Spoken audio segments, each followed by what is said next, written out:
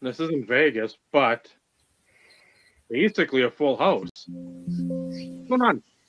You two. Robert. Steve way over in the corner. Michael, Brad, me, somewhere amongst the menagerie of characters and episode 274 IRP, the annual draft edition.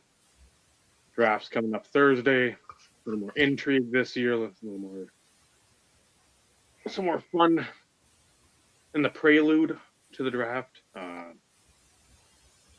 Bengals don't care about a top 10 pick, which is insane, but hey, that's we'll get to it because that one hand it makes sense, the other hand you're like, let's take Trey Hendrickson, but I don't. Again, common sense is not Cincinnati's MO. That's why they had their fleeting moment in the Super Bowl a couple years ago, and then back to your regularly scheduled program. So, how is everyone doing? Pretty good. No complaints. A-okay.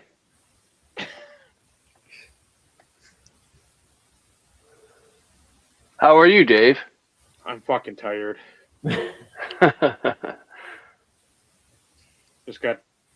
Was running late because I thought the softball game would be over, and Naomi pitched the varsity one, and then she stuck around.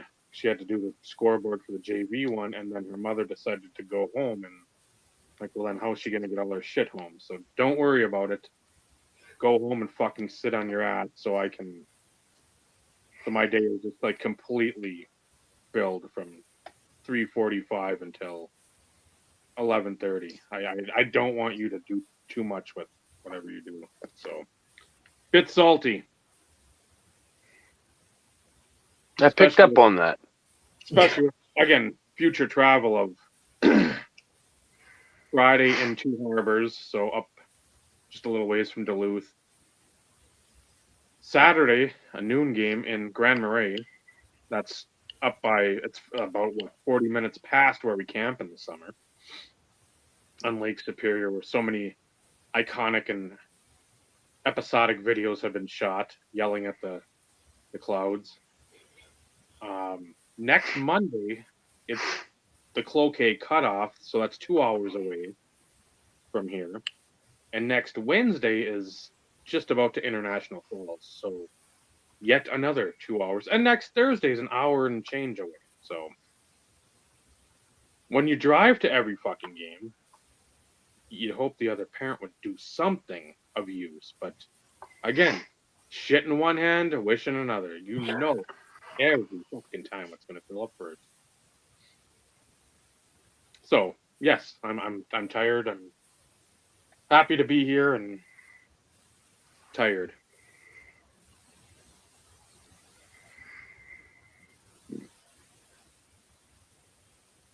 So I'm going to use the catchphrase that pays, especially with one of our triad of commissioners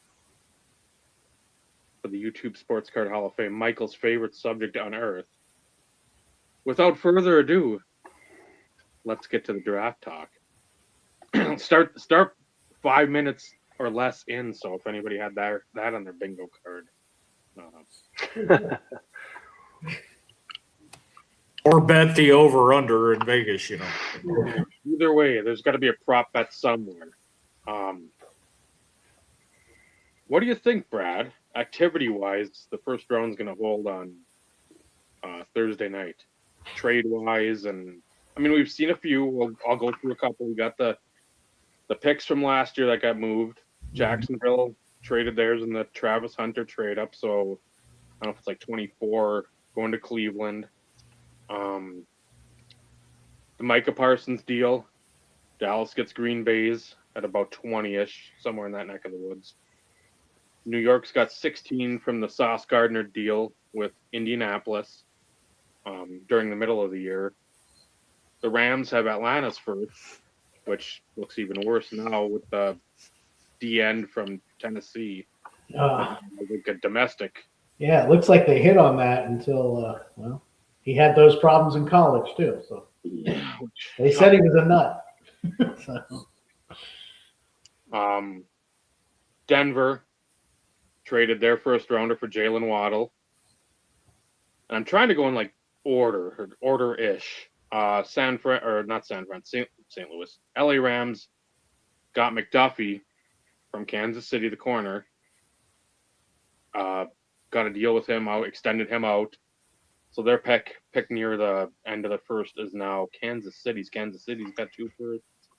The one that just happened, Giants traded Dexter Lawrence, going on Baz, to Cincinnati for the number 10 pick, and tacked on a year for his contract. So I don't know if it's through 28 now he's signed, 27 or 28, but it's like it's a steep price.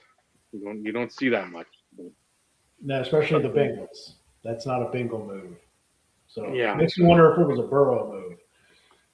And that's He made a deal supposedly when he signed the commitment to stay there that the way you do business has to change. So they signed all his buddies back on offense last year. And then now they do a very uncharacteristic thing for them. Usually you want to get cheaper, they're cheap. Not, I'm going to pay you more guaranteed money. That isn't usually what they do. So, no, but yeah, talking about that, I mean, now people will say he only had half a sack last year. That wasn't his best year, but a guy like that, you don't use just sack numbers. I mean, he's a nose tackle beast that they could definitely use. But rumor is he's already overweight, came in overweight. So you got to watch. He needs to play at 340. It's always a good sign. And rumor is he was like nearing 380. Now, I don't know if that's true or not. But, so they may already have a problem on their hands. But, yeah, it just shows you they don't value this draft very highly, which is kind of a semi-consensus. Not a lot of blue chippers. So Pump him full of Skyline chili and he'll shit off 50 pounds. No, that was something that I had read about, like trying to explain the brain power behind the move. It's like this draft is pretty weak at D tackle. I mean, you got Peter Woods and 1 or 2 more that are at the same time. They were reading about it was like the next 2 drafts are going to be like really weak unless somebody pops up out of nowhere. And again, a D tackle, that's 300 plus pounds. You don't pop those folks up out of nowhere. So again, if it's a win now, again, you got to sort of satisfy Burrow because he's pretty crabby. I mean, you got his receivers and that right there. It's like, well, okay, now you've got you guys plus you, Mr. Joe Burrow, and you're making all. God, that's got to be over 110 million per season. Just you 3. It's like, well, how do you expect us to compete when you guys are the basis of our salary?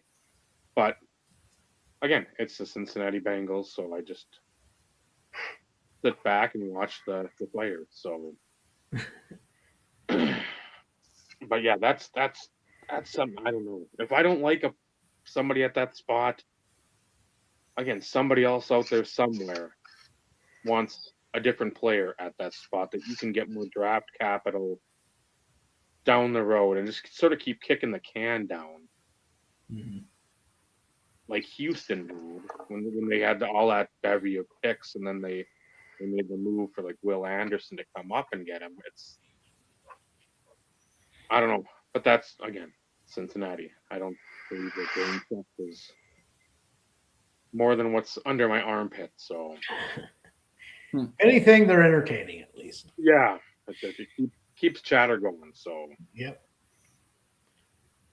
None of us, Rick. Brad's got the best hair of us all, so we're Well, that's right. Before everybody we talk about, I got to say their height, weight, and shake my head a little bit, and then I can be okay. Well, 6'4" and 316.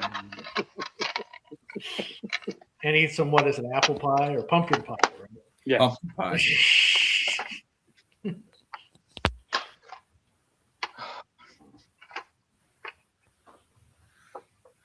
So what do you want to do, Brad? Do you want to do like a quick mock-up, or do you want to do like what we usually do and look through the Well, here I guess I'll talk about it a little bit because the fascinating part of this draft is all the best players are considered at the non-premium positions. So, for instance, we have a great linebacker in Sonny Styles, off the ball linebacker. Those always fall in drafts, right?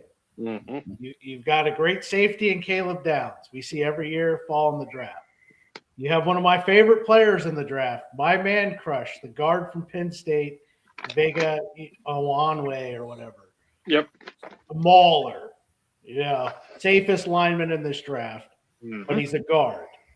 So we always see guards slip in the draft, even though the way the game's played now, with all these interior rushers, they move the guy inside anyway. It's like they're just as valuable as a tackle at this point. It never made any sense to me. But and then you have a running back, which is a weak running back class. And a lot of people have him ranked number 1 on their board. So all the positions that typically fall in the draft are where the best players and the blue chips are.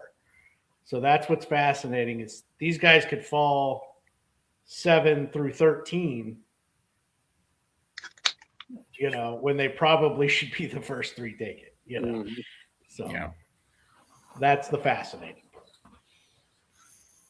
And every book I've read or everything I've seen, what are the 2 top running backs? Both from Notre Dame. It's wild. Yep. It's like it's not Reggie Brooks and Jerome Bettis this year, but it's Love, which I think somebody's going to trade up to get him. I can't. You saw it in the Super Bowl. Again, it's not sexy. It's not flashy. People don't go gaga for the 60-yard bombs. You have a running game that can control the clock and good solid defense every time. Every time, it wins a title. And if it doesn't, at least it will get you there. All right. So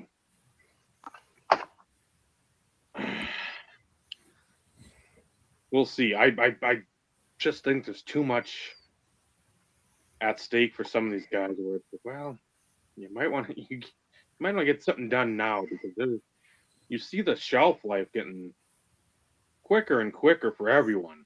Coaches, GMs, it's like, no, we're not going to fuck around. It's now or never. We give you 2 years, and by that 3rd year, no one has more than 2 years of security. Yeah, that 3rd year, we're seeing the same shit. It's like, even Aaron Glenn, it's like, oh, I thought he was done because that's all that smoke was coming from there already. I'm like, wow.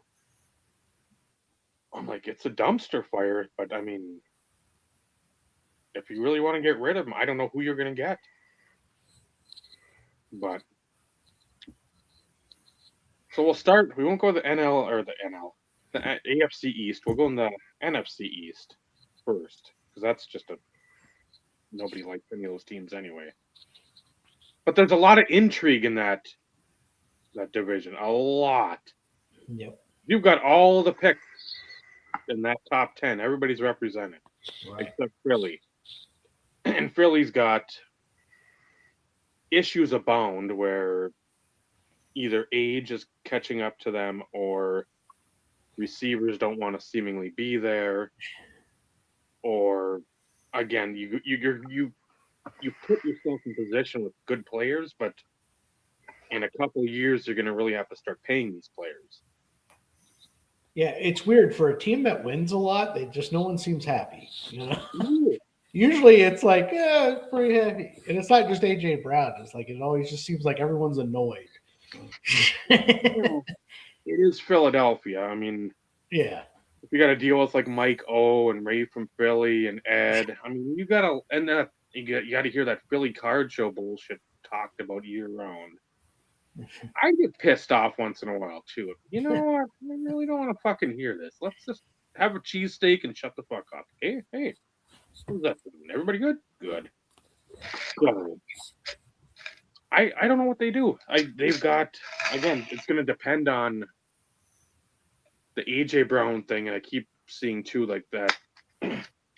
That's more probably a June 1st, post June 1st thing with the cap hits being split up a little more evenly.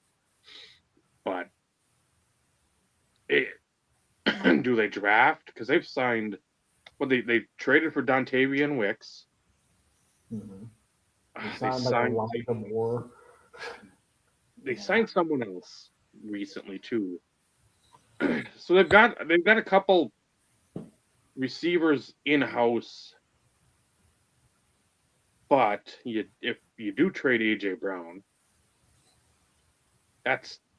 you're taking away from Jalen Hurts, you're taking away from the offense, putting more onus on Saquon, which you don't want to do. You want to keep him semi-fresh. But then Lane Johnson's as brittle as like a Fabergé egg. That O-line did okay, but you're starting to go through those guys, and some are. Well, again, Ed, then talk about that. Don't talk about your Philly card show, the longest card show in Western Philadelphia or Eastern Philadelphia and whatever. That's why people are pissed off over it. So, yeah, with Philly, normally Howie Roseman, this first pick is going to be a defensive lineman or an offensive lineman. However, does he change it up because he needs a physical receiver? So the guy around that range they pick, which is 23, right? Yeah, 23. Probably Denzel Boston from Washington. That would be the guy that would be the opposite of what everything they already have. So I just don't know if they didn't go offensive line, defensive line, but that's typically what he does. It's like a Caden Proctor if he. Oh yeah, if he fell, yeah. Or again that Freeling, which again he's been rising quickly, and they've got no problem taking Georgia players. Right. So that pipeline's already been well established. Yeah, Freeling's interesting because he's one of the few true left tackles. Mm-hmm. So does he get bumped up like all the way to Cleveland at 6 because he's a real left tackle when he probably should be in the mid-teens? Yeah. That's a fascinating one.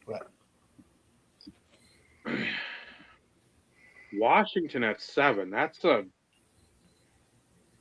another just weird spot. yes. Because there's so many directions they can go, and there's literally nobody. I mean, it's like, well, Jeremiah Love's basement. Right. More than likely, again, if you want to Yeah, trade, I would agree with that. Yeah, whether it's them taking him or someone trading for that spot. That's the thing. If he's there at 7, Washington's like, call us. We will. Because remember, the Saints and the Chiefs that picked 8 and 9 went out and paid veteran running backs because they knew they had no shot. That is basically the report. Yes.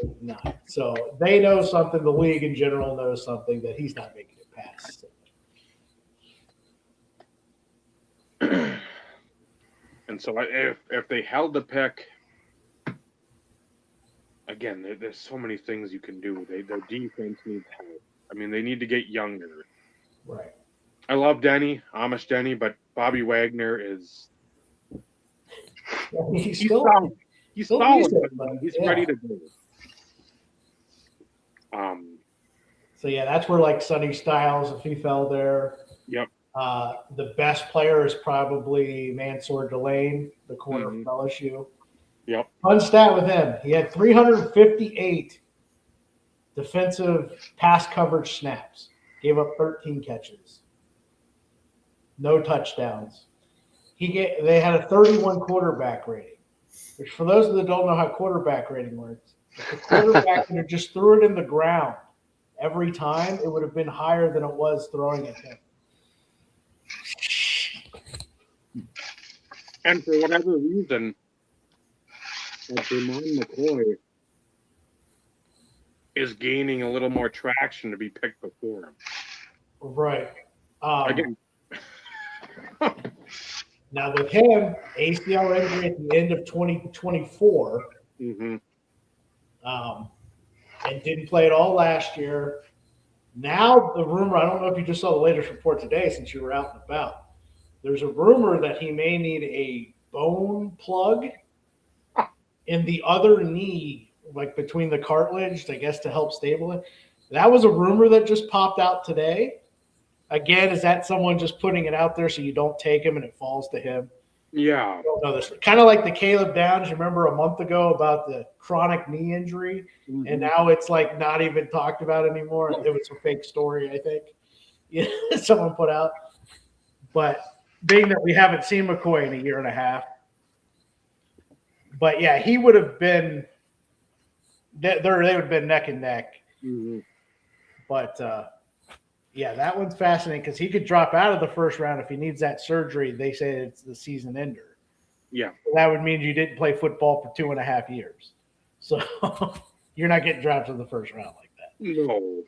Even But with again, that could be a fake. That could be a BS story. But well, what's his name? The tackle from Miami with his like back. yeah, he's had hip issues. Supposedly, he went back a second time to get reevaluated after the combine. So, Which it's always fun to. It's almost like NASCAR's silly season when you hear all these rumors and right. comings and goings and like, oh, this guy had this happen. It's like, did you? Like, no.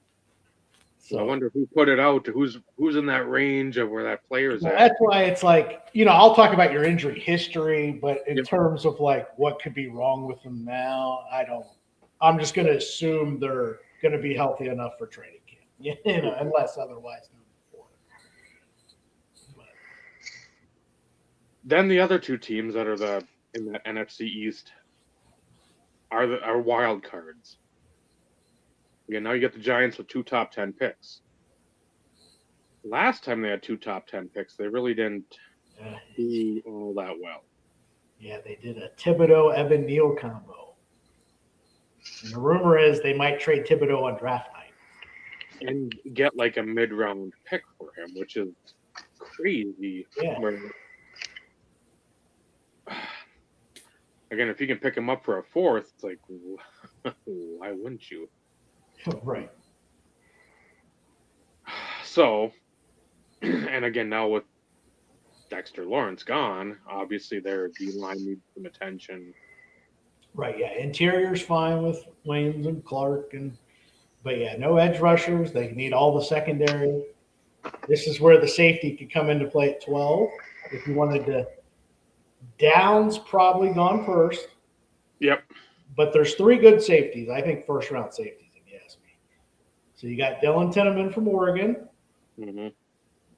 Is 12 too high? But if you don't take him at 12, he's probably gone by 20. So that's where you do the if you just like him, take him type thing. Yep. And then you got the guy from Toledo, McNeil, who is like he's the ball hawk and kind of crazy man. Like the other 2 diagnose plays, they got to know what you do before you do it. That's what makes them great. This guy is just the ball hawk. I'm running around like a crazy man making plays. But I may be in the wrong spot sometimes, So it's the most fun to watch, but we'll be out of position sometimes. But the other 2 guys, it's just like, well, how'd you know I was running that? How'd you know I was doing that? Yeah. That's what makes the other Downs and Tinneman great. Is they know what you're doing before you do it. So yeah, do they overdraft the safety, even though I don't think it is? and just say, oh, I'll pick my favorite edge rusher. You know. Yeah, 'cause I But don't know the who problem is, all the edge guys, there's actually a bunch of solid edge guys, but they all have issues. Mm-hmm. Okay, so the two most productive edge guys have the shortest arms in the world. And I will explain, because I have actually been asked twice about this, why arm length matters. So to give you an idea, Myles Garrett has 35-inch arms. Everybody knows he's a freak. He's the best pass rusher in the world, right?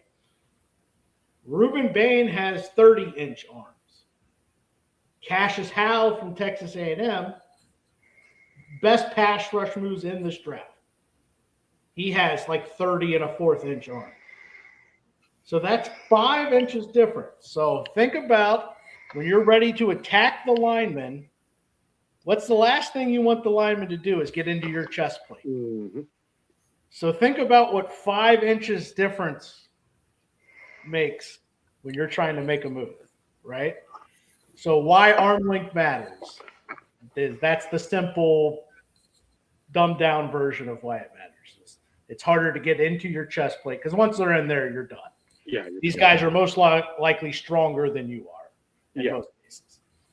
Now, where Reuben Bain is one of the few guys where he may be stronger than the tackle. So he can play like that. But are you taking a guy in the top 10 that is just a physical, Brandon Graham type player? Great career with the Eagles. If he became Brandon Graham, you'd still be thrilled. Yeah. But you want to draft that guy as early as 4 to the Titans, which I have seen some, that doesn't have natural pass rush upside. Because no guy in the last 25 years with that short of arms has ever had 10 sacks. So you're drafting an exception. And I've talked about like the Dolphins doing that a lot and why it's back to bite them. You may hit on like a Devon Achane, right? He's an exception. But you miss on 3 other exceptions, So so that's what's fascinating is the two most productive pass rushers have the shortest arms. So they would have to be an exception to be a great pass rusher, basically. Like not just be a part-timer. Like Cassius Howell would be a Boye Mafe type, something like that. Like productive, still use them, but again, first-round picks. Well, and then you look at like Cincinnati's pick last year, that's Shamar Stewart, and you've got like again a blueprint. Again, sure, you can sit there and say, well, the holdout didn't help and all this other BS. You saw it last year. If you draft him high this year, that's on you. I mean, you're not paying attention. Yeah, because like him. Now, he would have all the traits. Yes. But no production. So do you go with the guy that shorter arms, whatever's his mistake, but produces? Or do you go with the traits? I'll take production over traits. If you have a little bit of a mixture of both, okay, I'll take the guy with a little bit of mixture, maybe the upside. Yeah. But yeah, if you have no production, which he didn't, so shocker. Now that doesn't mean he can't eventually be good, but again, at the 16th pick, you would take someone you would take in the 3rd round with that kind of upside. Yeah. So. I'd rather you take a punter and just be like, well, our punting's been shitty for 10 years and we needed a punter. Right. Yeah. That's Green Bay. Well. Correct. Their Green Bay special teams hasn't been good since Desmond Howard was running the ball back. I'd say Longwell was kicking, and Crosby was pretty solid, but yeah, but he had some years in there where they probably should have given up on him. Yes, and then he came back and just didn't miss for a couple years, which was just usually doesn't go that way with kickers. No. Once you start the downward spiral, it's pretty much. You're kicking in the indoor arena League 2 or whatever or something. Yeah, the last few years, I just expect kicks to be missed, and somebody to muff a punt at least once a game. Oh, It's just going to happen.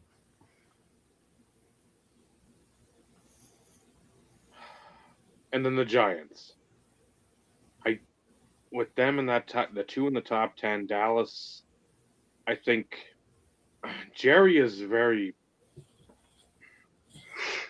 He needs to be the center of attention. We all know that. So I think that's, and again, we never like project the trade in like the mock or anything because it's just, again, you don't know.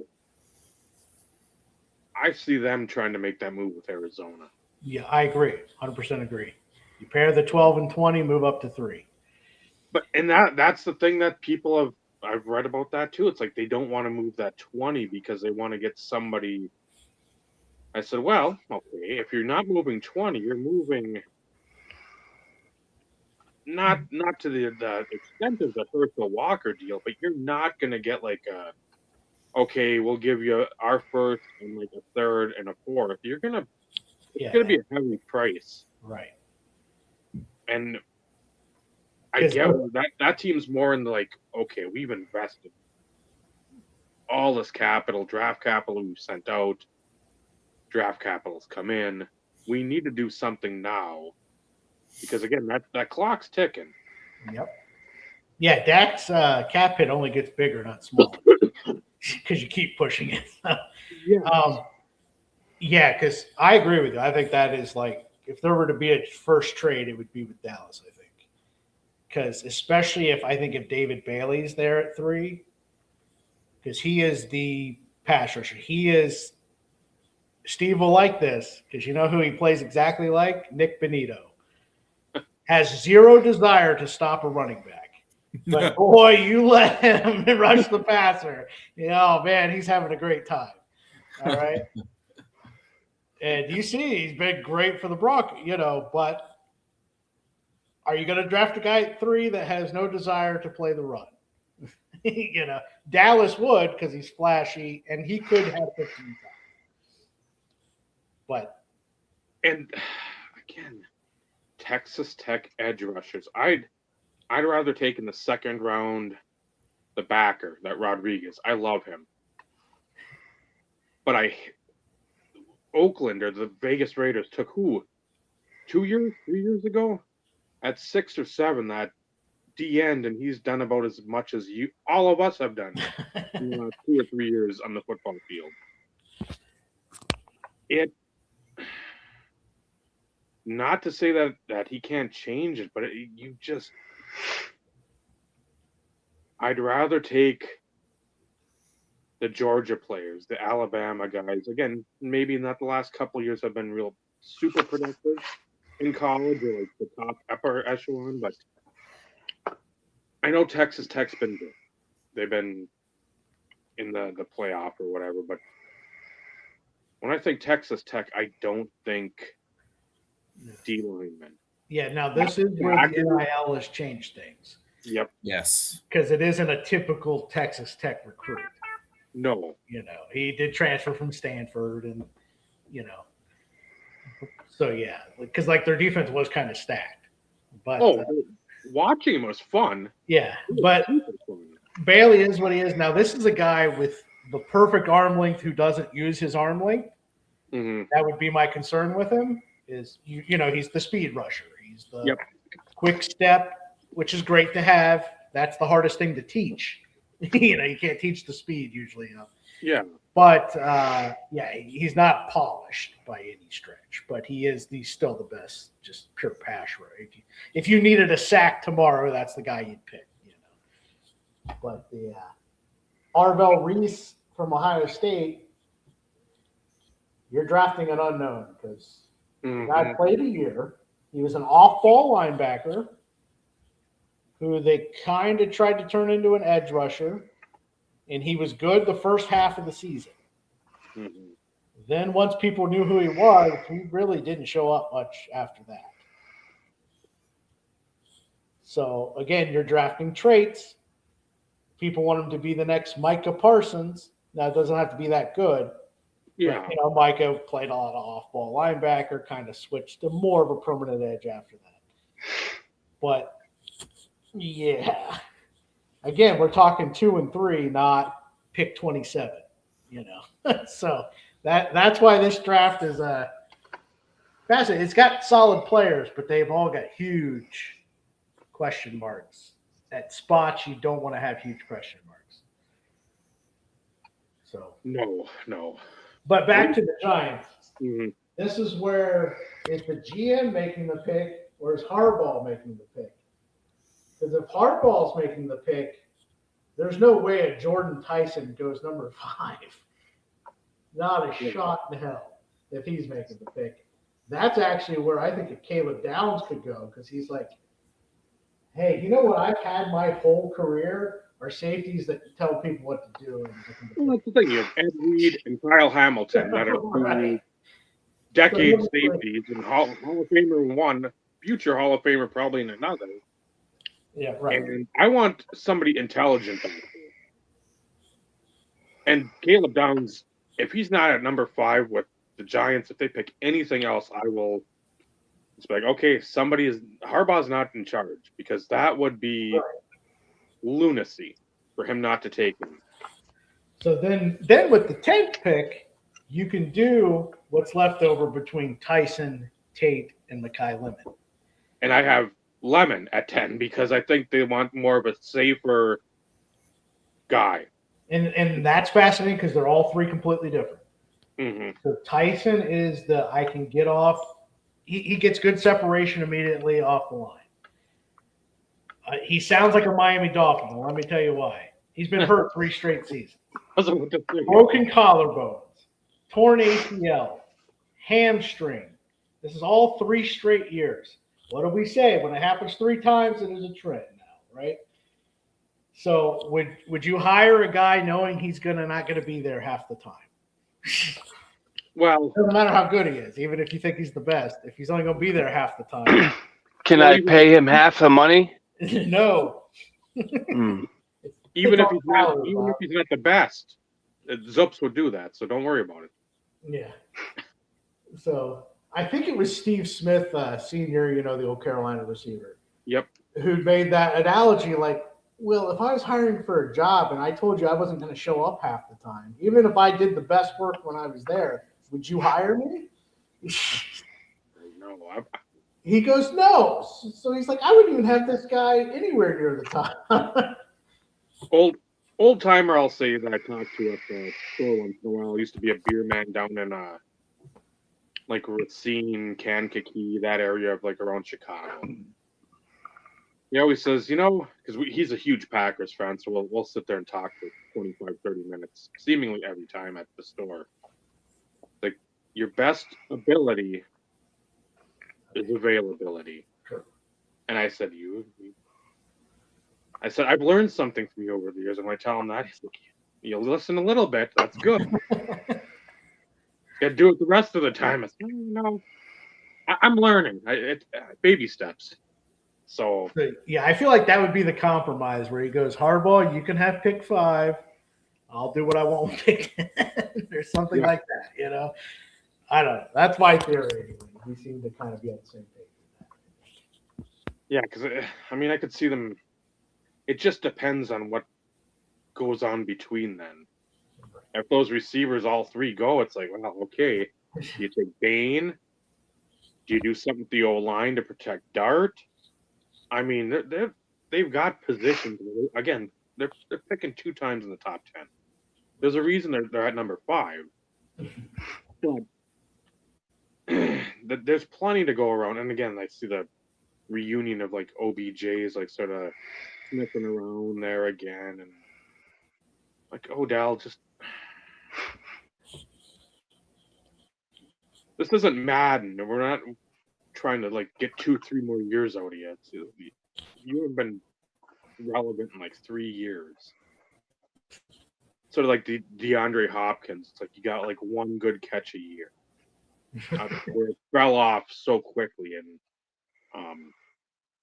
if they got Downs and Lemon, I think that would be pretty big. Where you get 2 again. Upper echelon prospects plus safe prospects. So, well, let's journey to the NFC North minus Tampa Bay. Yeah. Detroit, the Bay of Green, Chicago, Minnesota.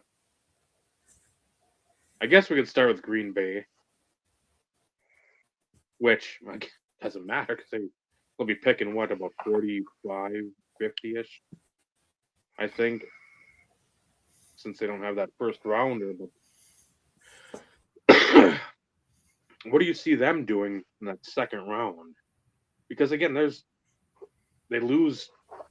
No matter what you say, the quality of the player, you lose Jenkins, Rasheed Walker, Wicks, Dobbs. I mean, you've got some holes to fill. Malik Willis again. Gary.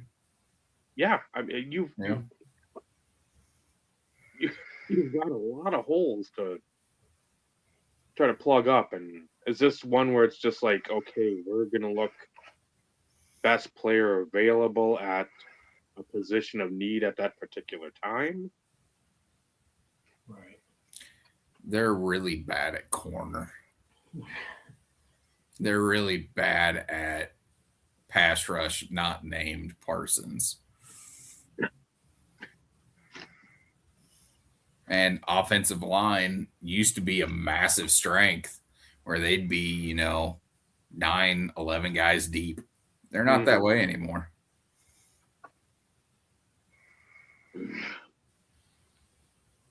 Well, the good news for you is actually, I would say corner might be the deepest part of this draft.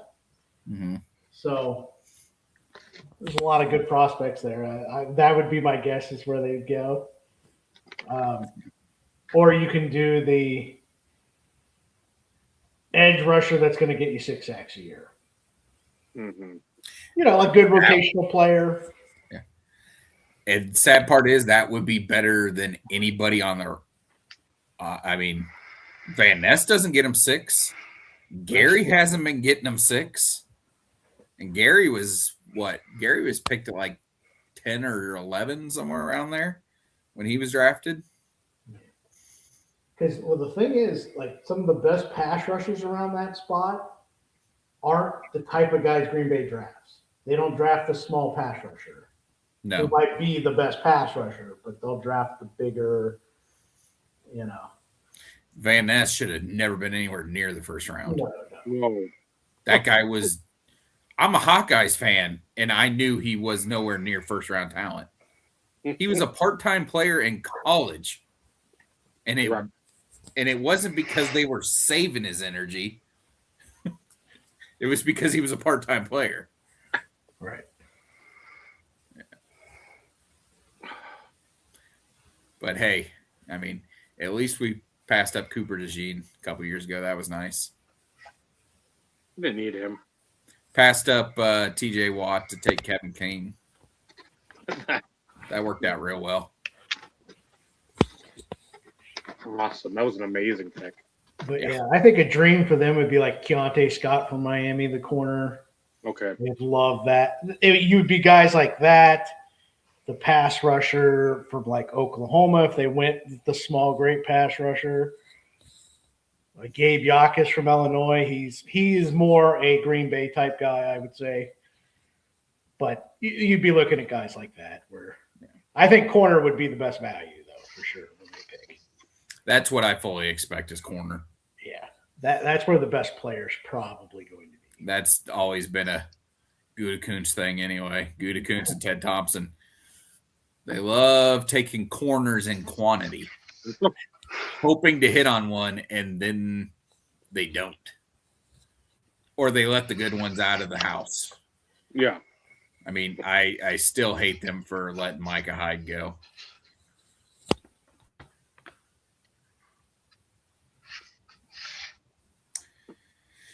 Yeah. I'm not expecting good things next year. No. So some would say it's a regression in that. I think so. Or it's going to be a situation where the offense finally clicks and they score a ton of touchdowns and then they get to the playoffs and get smoked. and because the defense can't stop anybody. I was gonna say they'll put up 35, but they'll give up like 56. And Yeah. Yep. Which would be par for the course for the last couple decades.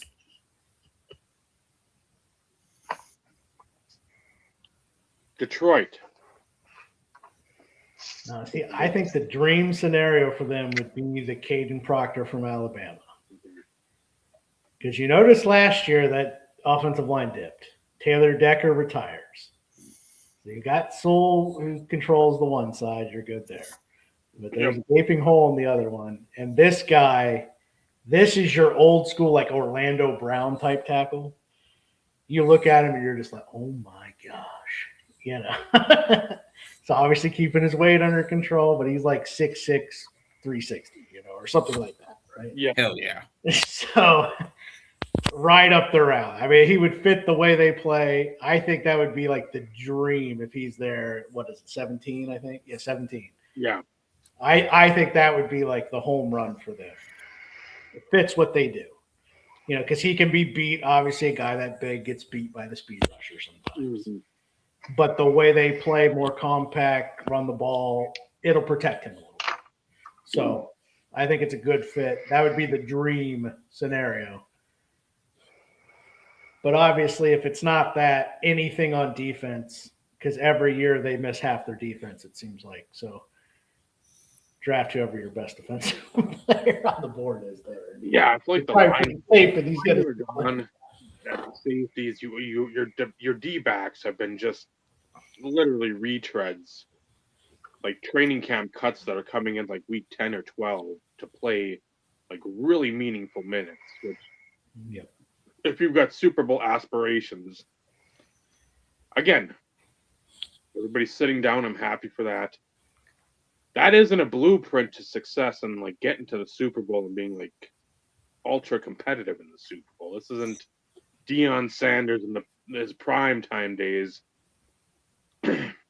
Yankees or whoever going deep in the MLB playoffs, and hey, now he comes in and plays NFL. It's like, no, this is Joe Schmo that just, again, bagging groceries at the local grocery market. Hey, what do you got left in the tank? Like, I guess we'll both find out. So, Yeah, I think this would be the first possible spot for McCoy, I think, the corner from Tennessee, if they wanted to take that home run swing. see, I think somebody's going to be dumb and take him before. Again, unless this knee plug thing, which I've never heard of in my life. Right, I had to research. I had to look it up. I'm like, what is a bone plug or something? Yeah, that doesn't sound. Sounds like it's like a after dark type sort of situation. Hey. Because like in front of them, Saints could use one. Chiefs definitely, obviously, they let both their starting quarterbacks go. Yeah. They would love, I would think, the lane there at 9. But Yes. that would be, I would assume, their dream scenario. Mm-hmm. And then after that, you've got Dallas who could take one. Baltimore always loves to take. They'll just take whatever player falls in their lap, but it's going to be the Penn State guard that falls. That's the best, safest lineman in the draft. They're just going to be like, oh, this is easy. Let's have another all-pro guard. Yep. I already know what's going to happen with Baltimore, so there's that. So, yeah, there's multiple spots, but my guess is because of injury history, that would be where he would start, is what I think. But A.J. Terrell's brother coming out as well. He had a productive year at Clemson. That's another option there, I would think. But, yeah, if the tackle doesn't fall to them, I would think they would go corner because, like I said, that's where you're going to get the best value. Mid first to mid second is probably the corner. Chicago needs an edge rusher. Oh, yep, edge rusher, left tackle.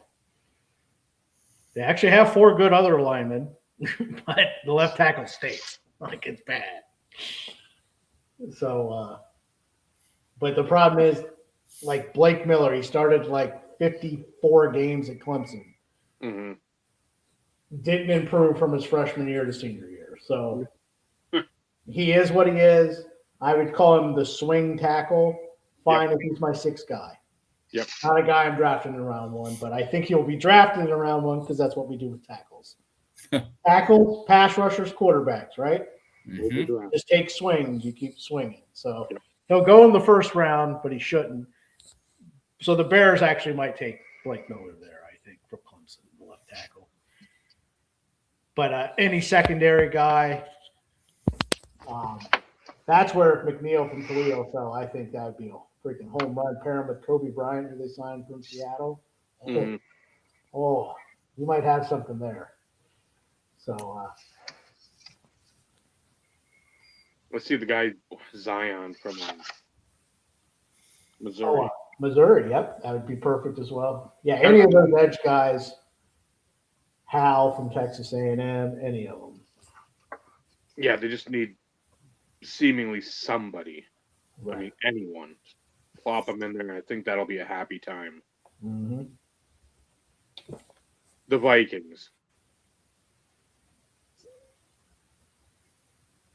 I've seen him in, like, that's literally been since the draft order was like solidified. The safety from Oregon played at Purdue. This looks too much like Harrison Smith. They can't get it out of their head, you know. No, that's the thing. So that's why it just seems too easy. Like, hey, if he's there, you just take your replacement. You know. Kenyon Sadiq. I've also heard that because we haven't talked about him yet because fascinating. I don't think they're sour on Hawkinson, but I think they're like, well, I think we made a deal that we shouldn't have probably made. Right, not special. And if a receiver somehow slips out of that top 3 group, minus Boston, like the Tyson, Lemon, Tate, somebody somehow slips to whatever 18 because they lost Naylor. I think he went to the Raiders. Right. And Jordan Addison, he can differentiate from a gas pedal to a brake pedal. So he struggles with speeding tickets and just overall stupidity. Yeah. So do you want to pay him the big bucks that are coming his way? And you need somebody else besides Justin Jefferson. And again, they're such listening to all the people. That's the worst part. I don't have the dog in the fight with them, but you sit there and it's like literally from 2 years ago, everybody that they signed is either on the move, has moved on, or might be moved. Like Grenard, like people in the Philadelphia Eagles with that, and then you need all these other parts and pieces. It's like you don't have. Now, I think it's a little early, but this could be the first possible spot for a first defensive tackle. Correct. They need it. So if Desperate. you want the run stuffer, there is no better run stuffer than Caden McDonald out of Ohio State. Mm-hmm. Whoa. The guy is beastly run guy. And what's nice about him, most of the run stuffers, they just take up the jump, right? He makes tackles. So that'd be the only reason I could justify a first rounder for him is because he's actually in the backfield making tackles, not just eating blocks. Well, in Minnesota's history, too, I mean, you had the Purple People Eaters, but then you had in the late 80s, you had a good defensive line with Noga, Millard, and Dolman on there. And I know I'm missing one. But then you had the Williams Wall in the early 2000s. So, I mean, you've had this, like, long history of very solid D tackles that are not just, like, space eaters. They will get in the backfield and do some damage. Yep. And then the Georgia guy gives you a little bit more mixture of both. Mm-hmm. So depending on if you wanted the dominant run guy, you take the guy from Ohio State. You want a little bit more of a mixture, you go with the guy from Georgia.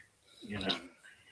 And if you want to get the fat guy, it's hard to move later. You go Keenan from Alabama and round 2 or 3. You know. But yeah, that's the first spot I could see a defensive tackle being considered. I know one of the mocks they had for the radio station down in Minneapolis was Ben Lieber and another guy, and like, well, what if Sonny Styles is there? I'm like, No, when the combine happened, that went bye-bye. and this mock was like 2 or 3 weeks ago too, so I'm like, that Yeah. ain't gonna happen, man. That ship sailed. What if we traded up and used our second, third round pick or whatever? I'm like, you got too many needs. There isn't that elite prospect unless Downs somehow slipped. That would be the one where I'd be like, well, try to jump up for him. Right. But it's not like he's going to slip. If he does, again, That's the thing. If we go historically, he will flip. They just do every year. You know, like what Malachi Starks went to Baltimore at like 25 last year. We were all just like, what are we doing here? when Kyle Hamilton and the Vikings had a chance to fucking draft him. And he got drafted in the mid-team. It was just like, so, yeah, if you go historically, one of those top two safeties will fall to them. Because think about last year. The Seahawks basically won a title just taking the best players. Gray Zabel at a guard. Nick Imanori, for some reason, fell to round 2 as the safety. You saw they were big time for them winning the Super Bowl. So, like I said, I think they worry too much about positional value. Hey, I got an idea. Let's find good football players. You know? Yeah. You won't ever regret taking a good football player. No.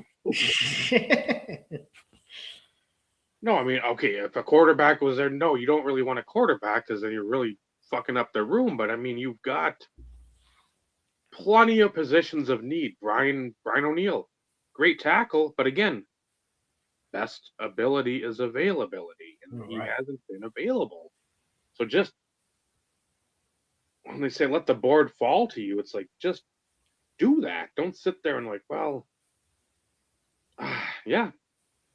Gray Zabel, that's another one. That's probably, if not a late first round or an early second round lineman, that'll be drafted. Yeah. They're not. We've said it before in a couple, 4 years ago for the draft when was it Hutchinson? I think that year. It's like, it's not going to be a sexy draft. It's going to be a lot of the meat and potatoes guys, and that sometimes you need those drafts. Next year, more than likely the quarterbacks. That's going to be like the hard on for the hobby. They're going to be a lot of good, at least for collectors out there that want to spend thousands of dollars on a mediocre college quarterback. Plenty of opportunities to do so. Yep. This year it's going to be the trenches or the guys on defense that you don't sit there and, again, I don't want to collect a backer because it's just not cool. Unless they got 20 sacks a year like a LT. Right. Like, no. But that picking a running back top of the second round when you've got two doesn't help you win a title. Picking that tackle that's played 55, 60 games at Oklahoma, Tennessee, Florida, somewhere where top flight competition. I think I'd rather do that. We've said that so many times. I'd rather take the guy that's been out there, as you have too, that's proven the mettle of, hey, I've been in college football playoffs. I've played at the big house with 110,000 people watching. I'm not sitting in Podunk, Idaho at some Idaho State Vandals or Bengals dome and playing in front of 2,000 people. Hey, great, you got some good stats, but I want big time atmosphere. So when you get out there, it's not, oh shit, this ain't what I'm used to. Right. So again, some of those players hit it, and some of the big time guys don't. But if you play in front of the people that are playing bingo at your local church basement on a Sunday afternoon, it's a struggle. Yeah. And it's easy to get up for one game because you might be like, well, they performed well against X the one time Yep. they played them. Well, it wasn't week after week, They just had to get up once, Yeah, like Kansas State, like, oh man, we just beat Texas Tech or whatever. Yeah, great. And then you go and play Iowa State and you lose by 21 to fucking Rocco Becht. It's like, oh man, what the hell's going on here? So, Yeah, Scott, North Dakota State's getting multiple NFL players pretty much every year at this point.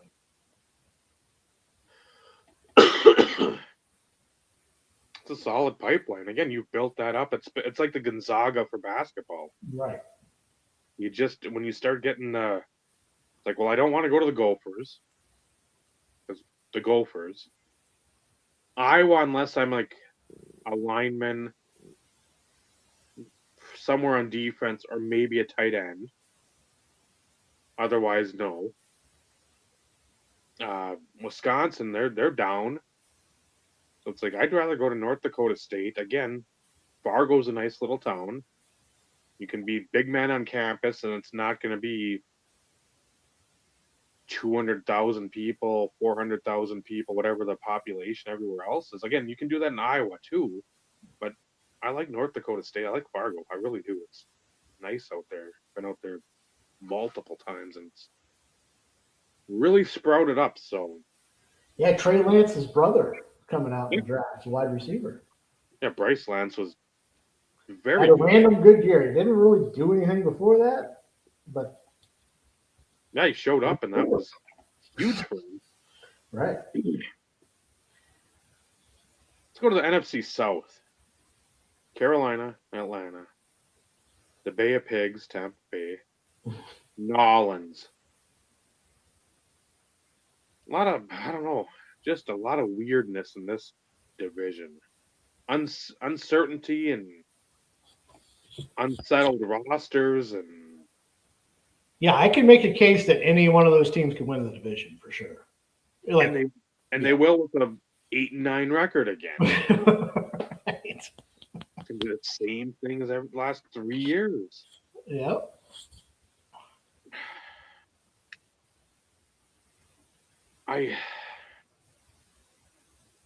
Carolina, they pick what, 19? 19, I think. Yeah. And again,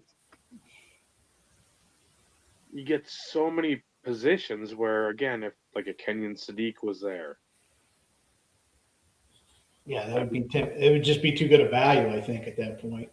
you got somebody for Bryce Young. You just need.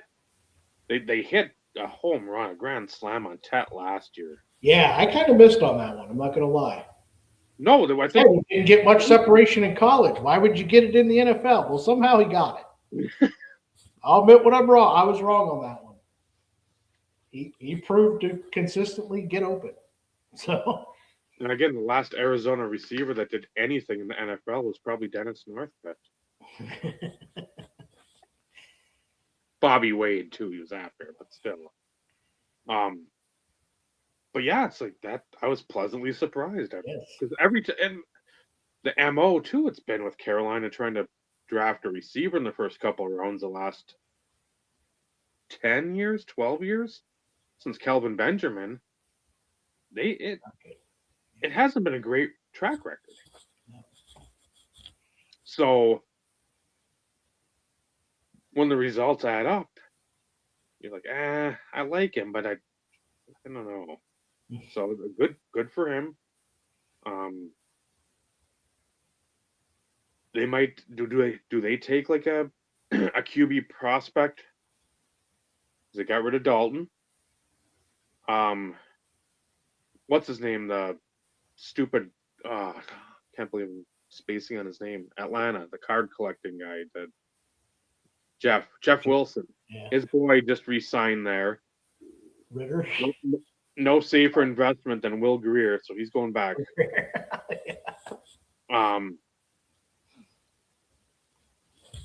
You lose Dowdle. that was weird last year because you remember how dominant he was for like a 6-week period. And it wasn't like he just was bad. They just quit using him. I was like, you have a good 1-2 punch, Hubbard and him. Like, but there were games he got like 5 carries. And I'm like, in close games, not like, I'm like, what happened? No, Very there had to be some like in-house fighting or something had to have been going on because Hubbard would have 3 carries in a game. Dowdle would have like 23. Right. And he'd have 175 and like 3 touchdowns and they'd win. Nothing even said about it for the next week. Chuba gets 22 carries for 80 yards. Dowdle has 2 for 2 and like what happened? But yeah, they're one of those teams. I think they could just draft best player available. I don't even think they have to worry about. They still need enough stuff that. Yeah, they're not a piece or 2 away there. Yeah. Secondary couldn't hurt for sure. That one of those safeties is there. Thieneman's another guy that I've seen mocked to them too. So Tampa Bay, their pick 16. They have to get another edge rusher. So you can go the other Miami guy, Mesidor. Mm-hmm. But here would be the cautionary tale. He's 25 years old. So as many of us know growing up, a difference between 25 and 20-year-old is fairly significant for men. Okay? So you go, wait, why all of a sudden are you a dominant defensive end? Well, maybe because he's 5 years older than the guys he was playing. That could be the argument. That would be your cautionary tale with choosing him at 15. Would be, were you just more mature and way further along? Or did you figure it out and you are just now a pretty elite pass rusher? I would lean towards somewhere in the middle of you figured it out and you were playing against guys 4 to 5 years younger than you. I think he'd be a better pick too for somebody that's in the cusp of winning like a Super Bowl, and you're going to be in a situational guy, and we can ease you in. And if you don't display that against grown men, okay, bad on us. Right. But if you pick him in that top 15, if he somehow goes, then you're like, ooh. Yeah, I've seen him mocked there a lot, and I'm just like, that's the game. You have to play with that. Yeah. But they also need a corner too. So again, in a passing league, you'll find that a lot of teams need something in the secondary because you need basically 6 defensive backs that can cover at this point. Correct. And some teams want to draft 7, 8, or you have 8 on the roster. Yeah, you can't afford just having both your safeties be box safeties anymore. You can't do that anymore. So Atlanta, they pick same as Green Bay, middle of second, somewhere in there. Oh, Chicago too. Circle back quick. Oh yeah. Center. That would be somewhere I'd look if they first couple picks, because again they got Gary Bradbury from New England, but it's a that's a temporary long-term solution. You're right. It's not yet. Atlanta. Is there a left-handed, concussion-prone, injury-prone quarterback prospect in the draft that they can somehow find a way for room on their roster? Does Mark Brunell have a kid, maybe, or That's good. one of those two? Maybe Boomer Esiason's. I mean, at some point. And Pitts, does he go? They trade him because that's another one that it'll be interesting to see what Atlanta tries to finagle. And then they had McGarry suddenly retire on them too, a long time tackle. I'm gonna send Arthur Blank the movie Any Given Sunday, and he's gonna try to draft Cap Rooney.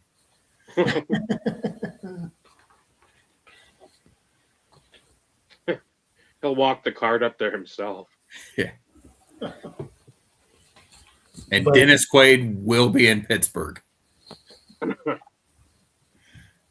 yeah, they're a team that I just don't think they have the capital, but there's probably 7 first-round tackles, offensive tackles. Mm-hmm. If you include the Arizona State guy who started playing in 2021, just started playing football. Yeah. The raw, but has all the athleticism and the, you hope he fills out the body and everything. But if you include him, there's 7 first-round tackles. I just don't know that they have enough juice to get where they can get one of those tackles to replace McGarry. But that would be the need with 2 quarterbacks who are probably the most hurt in the league on the same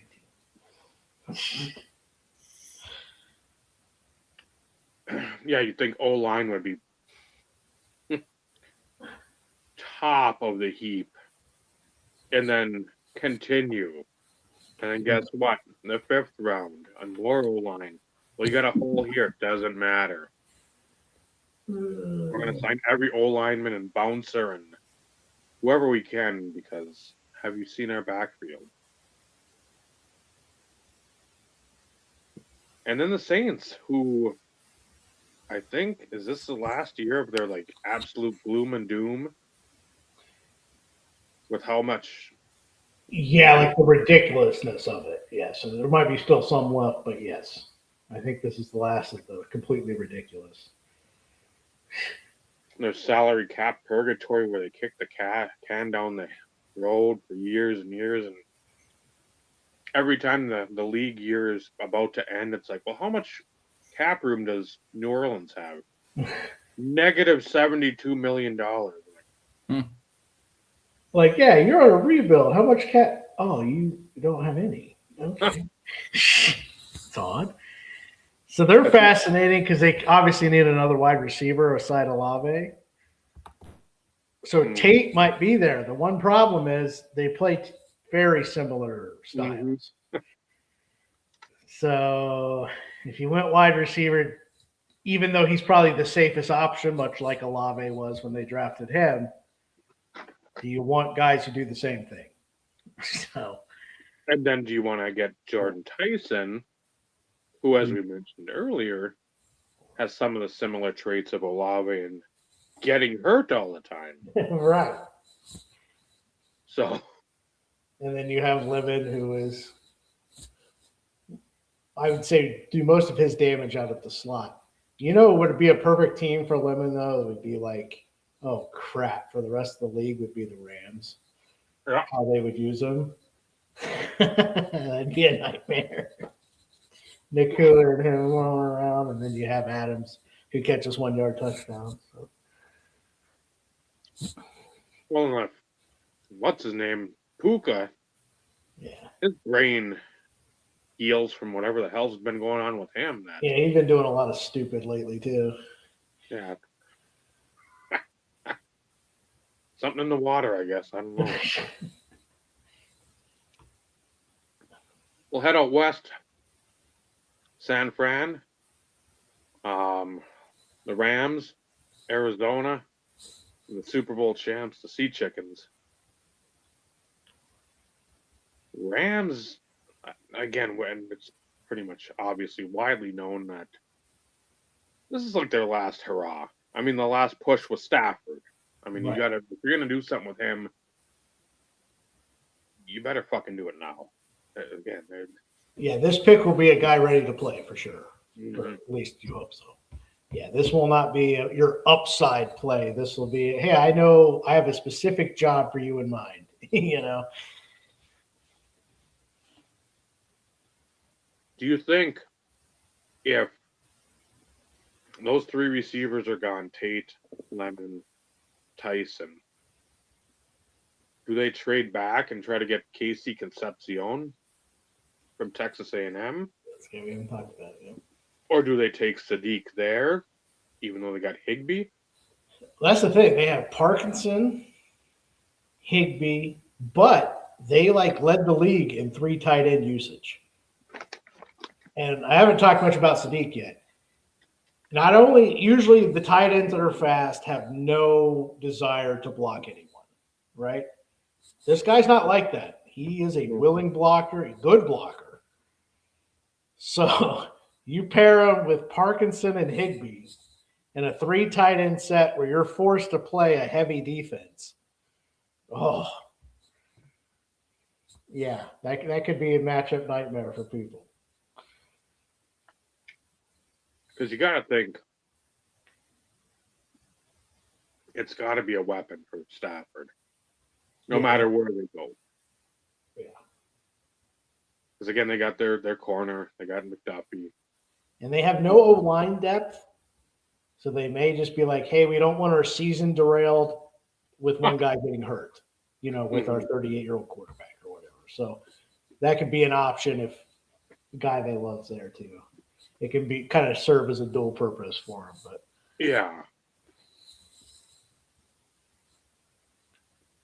But yeah, you won't see well, he might do something. It'll be, I have a thing in mind for him right away for sure.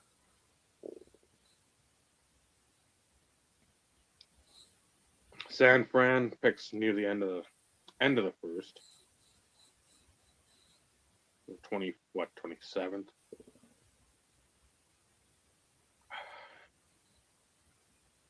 That O-line is not what it used to be, man. No. They got to get back to that. There's a guard from Oregon who I think would be perfect. Absolutely perfect for them. Pregnon. So Okay. I think it would that would be a home run for them.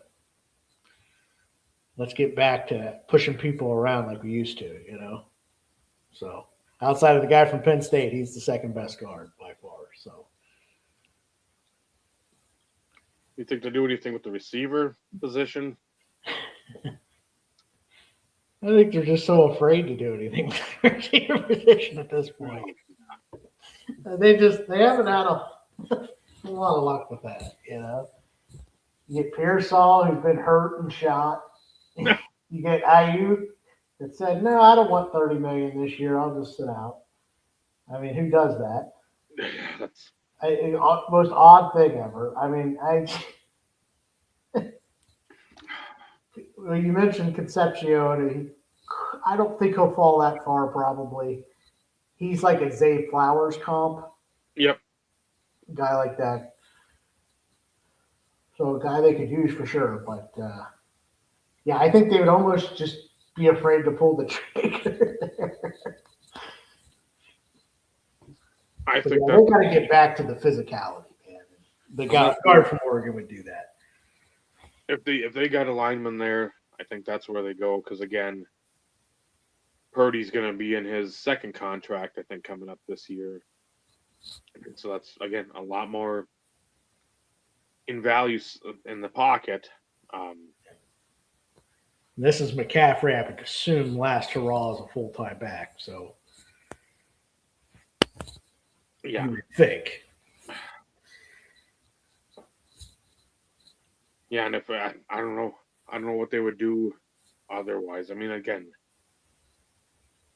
like you said, safeties, corners, like you can't have enough. Oh, yeah.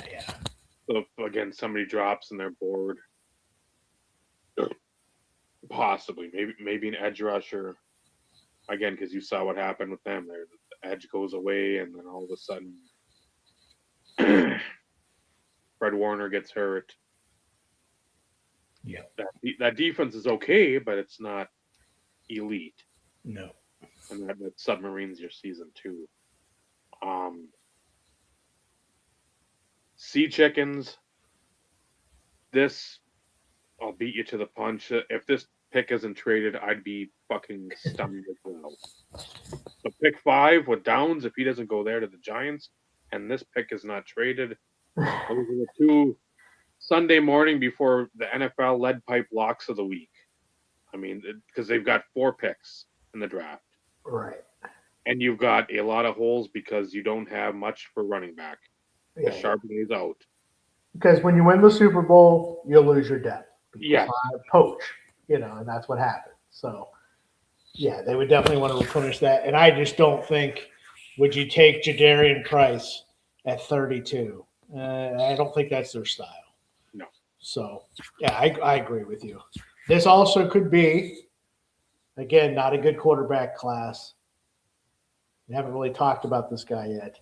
This is where This he could be the Ty Simpson, Cardinals, Jets, maybe, but I think the Jets are just saving for next year with 3 first rounders.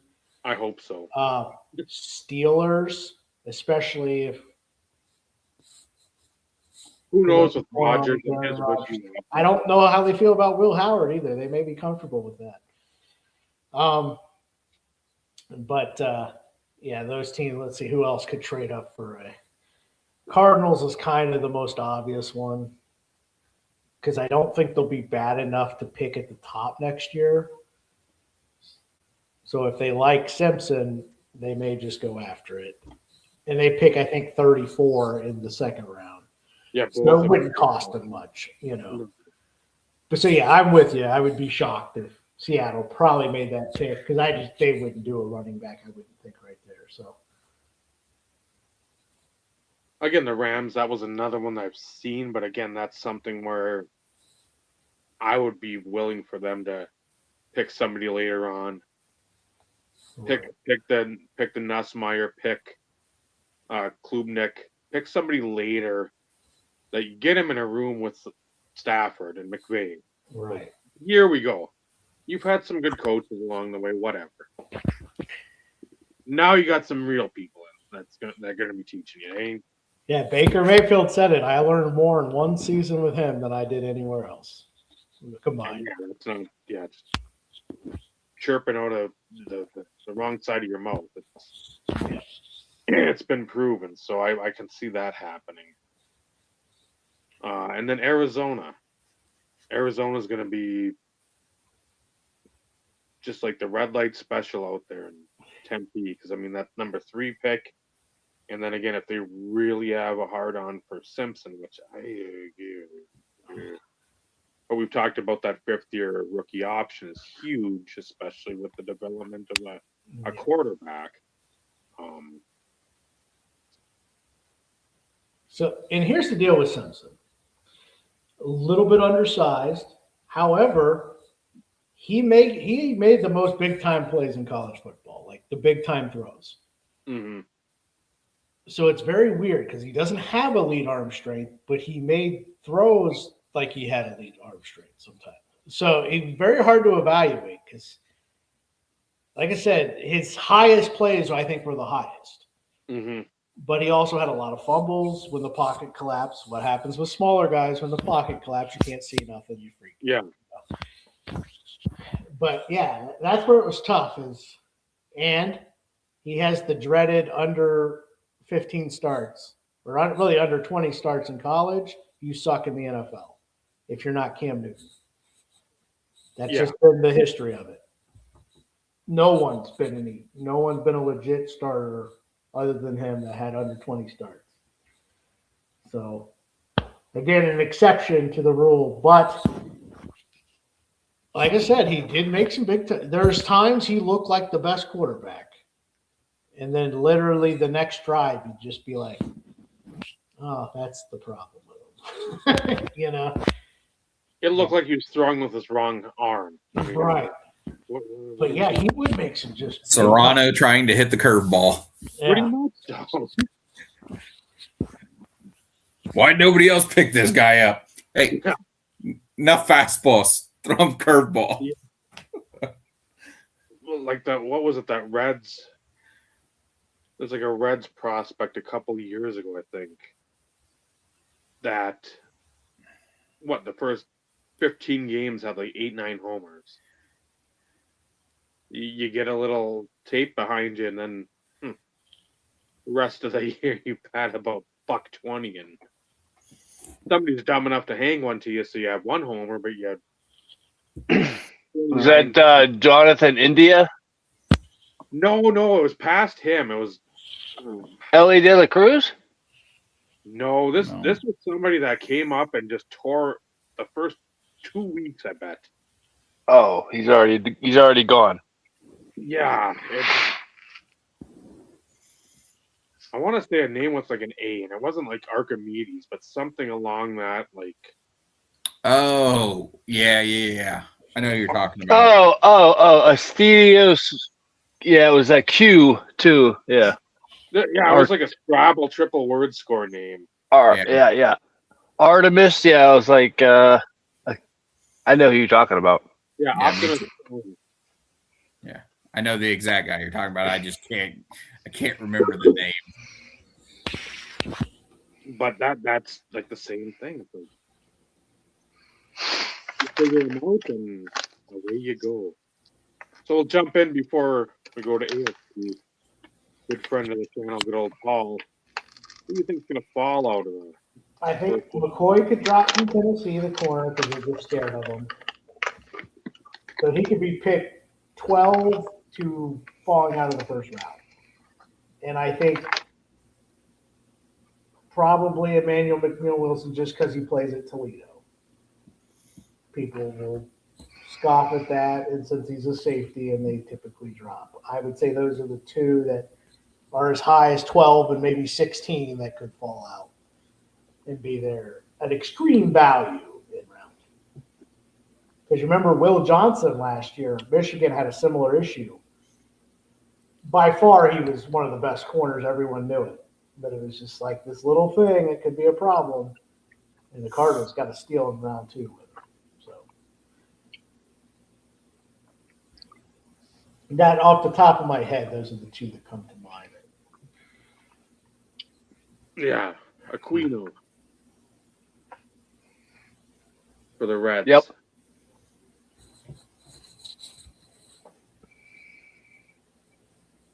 Now, the AFC East. Where The only team, just us and the Jets, I think, are picking, right? No, Buffalo's got theirs. yeah, Buffalo still has a pick. That's right. Well, New England too. I think They did keep their pick. I forgot. so far. Yeah, that's the thing. I just assumed they weren't going to draft. Yeah.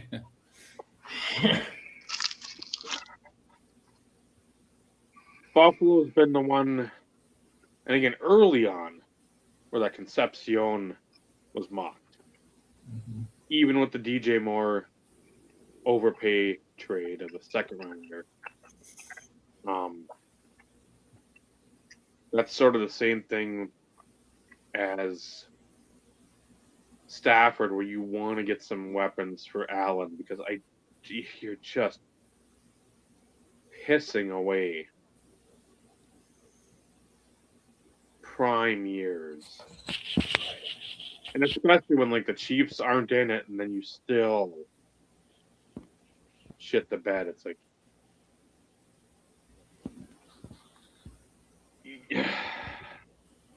but they also have needs for like the D line. Yeah, they got to shore up the inside of that D line. So this is the other defensive tackle spot, I think, for sure. Could be. And if Woods lasts that long, that's going to be the thing too, because you. And that's where I think Clemson defensive players are like the toughest to evaluate because they all crapped the bed last year. Every single one of them were way worse than 2024. So it's like, what do you go off of? 2023 and 2024 or 2025? You know? Because there's literally 3 defensive players that could go in round 1 or none of them could go. But if you went off 2024, easily round 1 picks. Parker, Woods, all them guys. Yeah, where Woods was going to be a top 10 Oh, pick. yeah, he was considered top 10. So his style of play would fit the Bills for sure. I think more so than like a McDonald, who was more of just a stuffer. That ain't really how the Bills play defense. They want their guy to get upfield a little bit, you know. Mm-hmm. So Woods would be a perfect match for them in Clemson. But Yeah, you know how there's some teams that just can't draft certain positions? Wide receiver may be their thing. So, you know, Not since what, Molds and Spear with Price?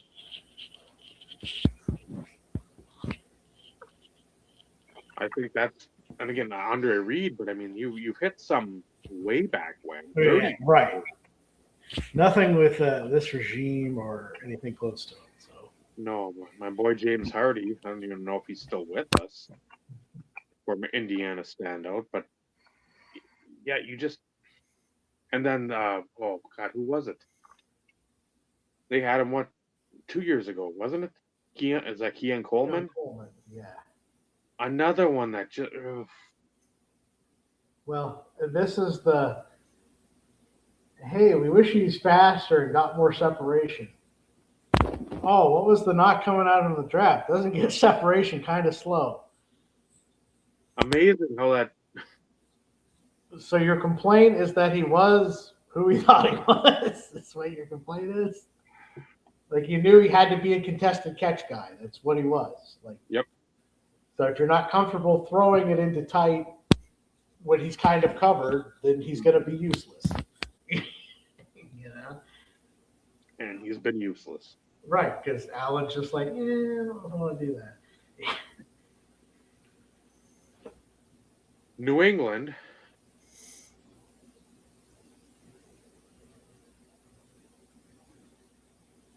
Again, that could be a trade out spot too, just depending on,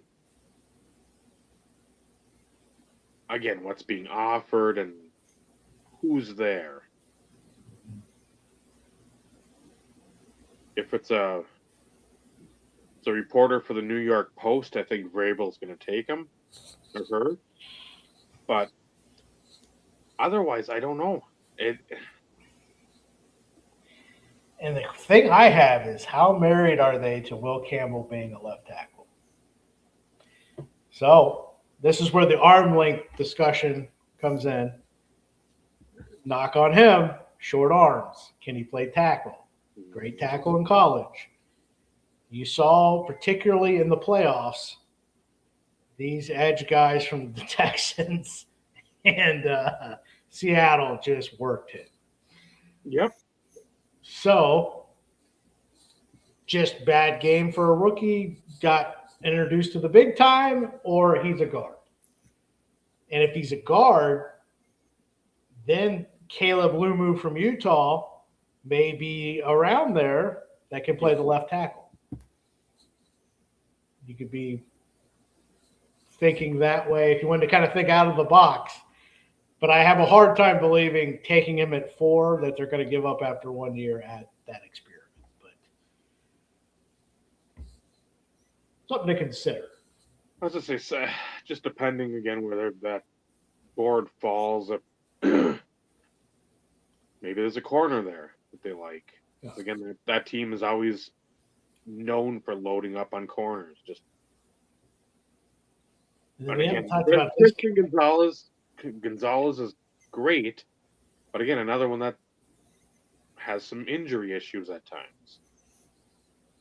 So again, it's not going to hurt to, hey, this guy slid. We really like him. Let's just take him, because err on the side of caution, because we've seen Gonzalez get nicked up, and he's gone for 4 to 6 games. That you go 2-3, 2-4 in those games, and that puts you in a rut. If you got somebody there that's competent and the drop off isn't tremendous. I mean, again, Gonzalez great. Right. You get somebody there that can help out, it's a plus. Yeah. The Jets.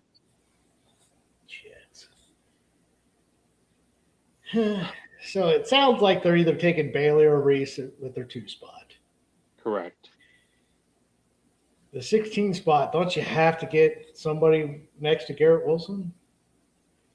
And that's where I've seen Omar Cooper Jr. a lot of. A little early for my taste, but yes, I could see the Jets doing it. Boston, another one. And again, one of those guys slips out of that quote unquote top 3 group. I mean, that's literally, you need somebody, because Donnie Mitchell is not going to be your number 2. Right. Al Toon retired a couple years ago. So you need somebody in there. Right.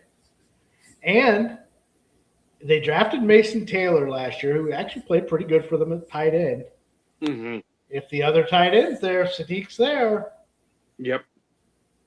do you just play the 2 tight end role? You know? Yeah, they got a lot. Again, they're just take a good player. Let's stack it up. You know?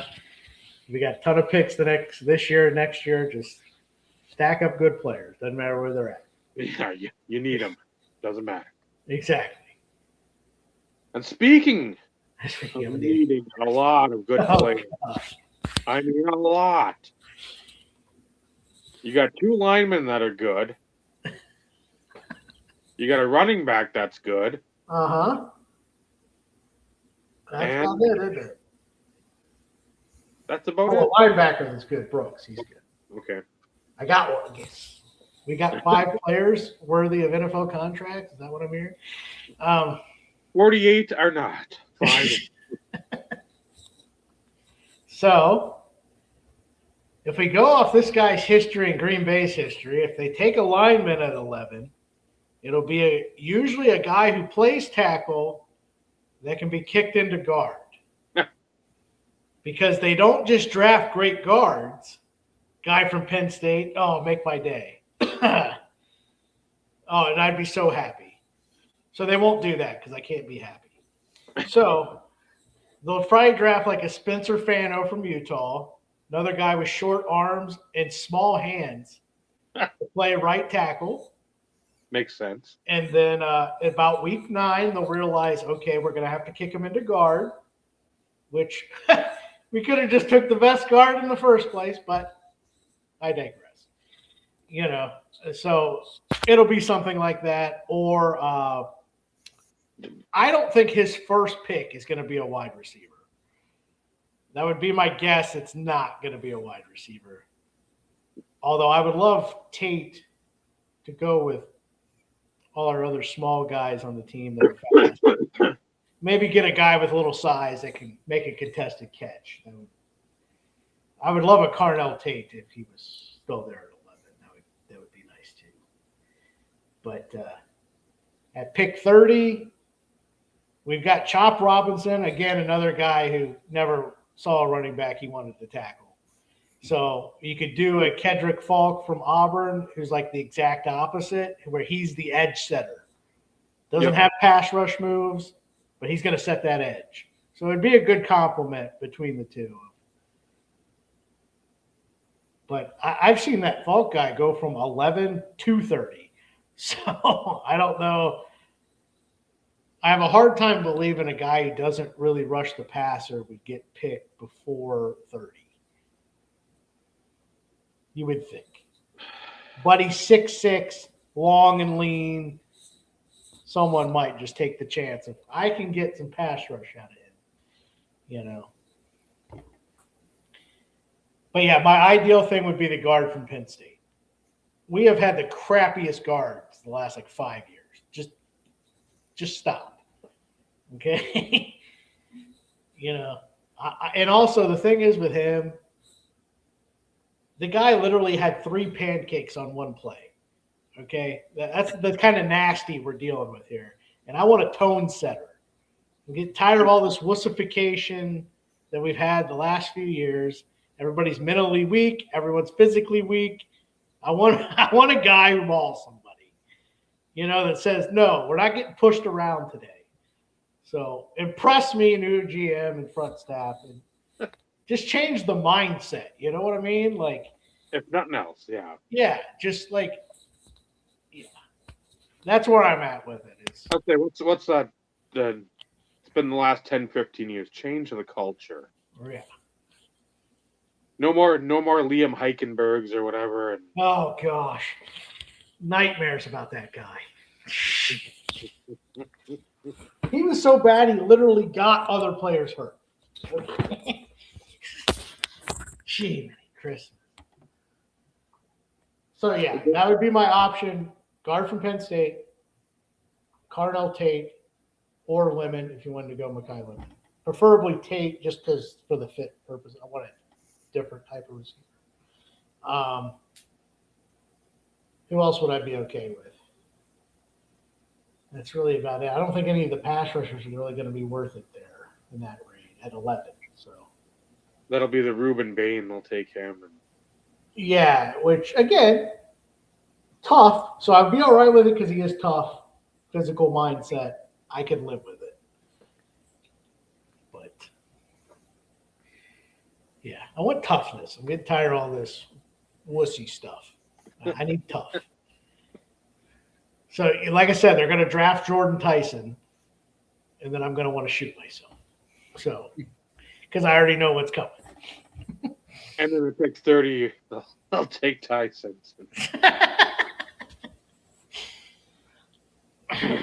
Well, group breaks are done for me for next year. I don't even have to worry about them. We'll jump to the AFC South. Indy, J-Vale, Tennessee.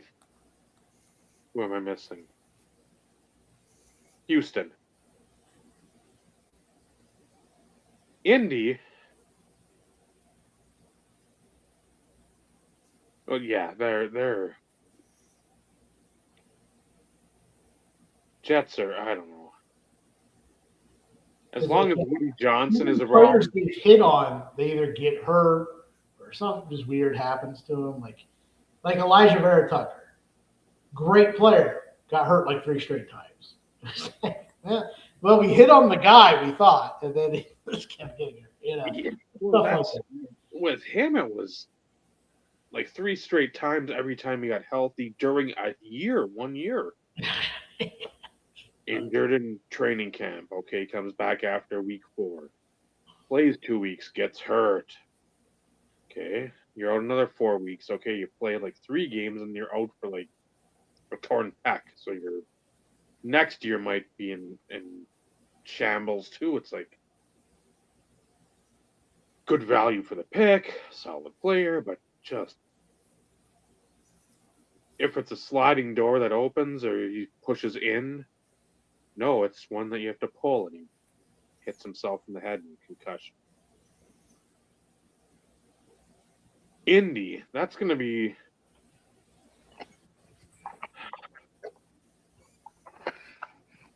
it's interesting when you re-sign Daniel Jones. And before he got hurt, you were one of the 5 best teams in the league. Correct. So is it fake? Or figure something out there with him? But then, yeah, he'll be out at least till probably mid-season. You've got okay. Now Sauce is going to be acclimated to the defense.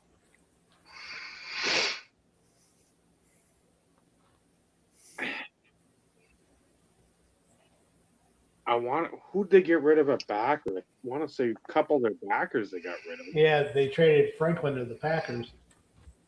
Which I don't know why they hate their linebackers so much.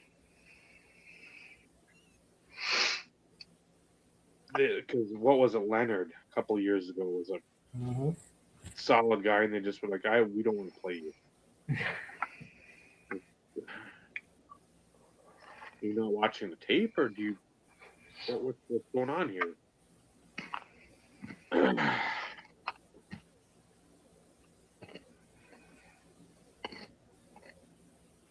So you don't have your first round pick again due to the Sauce trade. Yeah. I don't know if they go lineman. Jonathan Taylor was last year.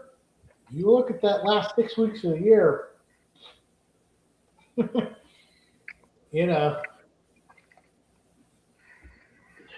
you signed Pierce, which was a lot. Yep.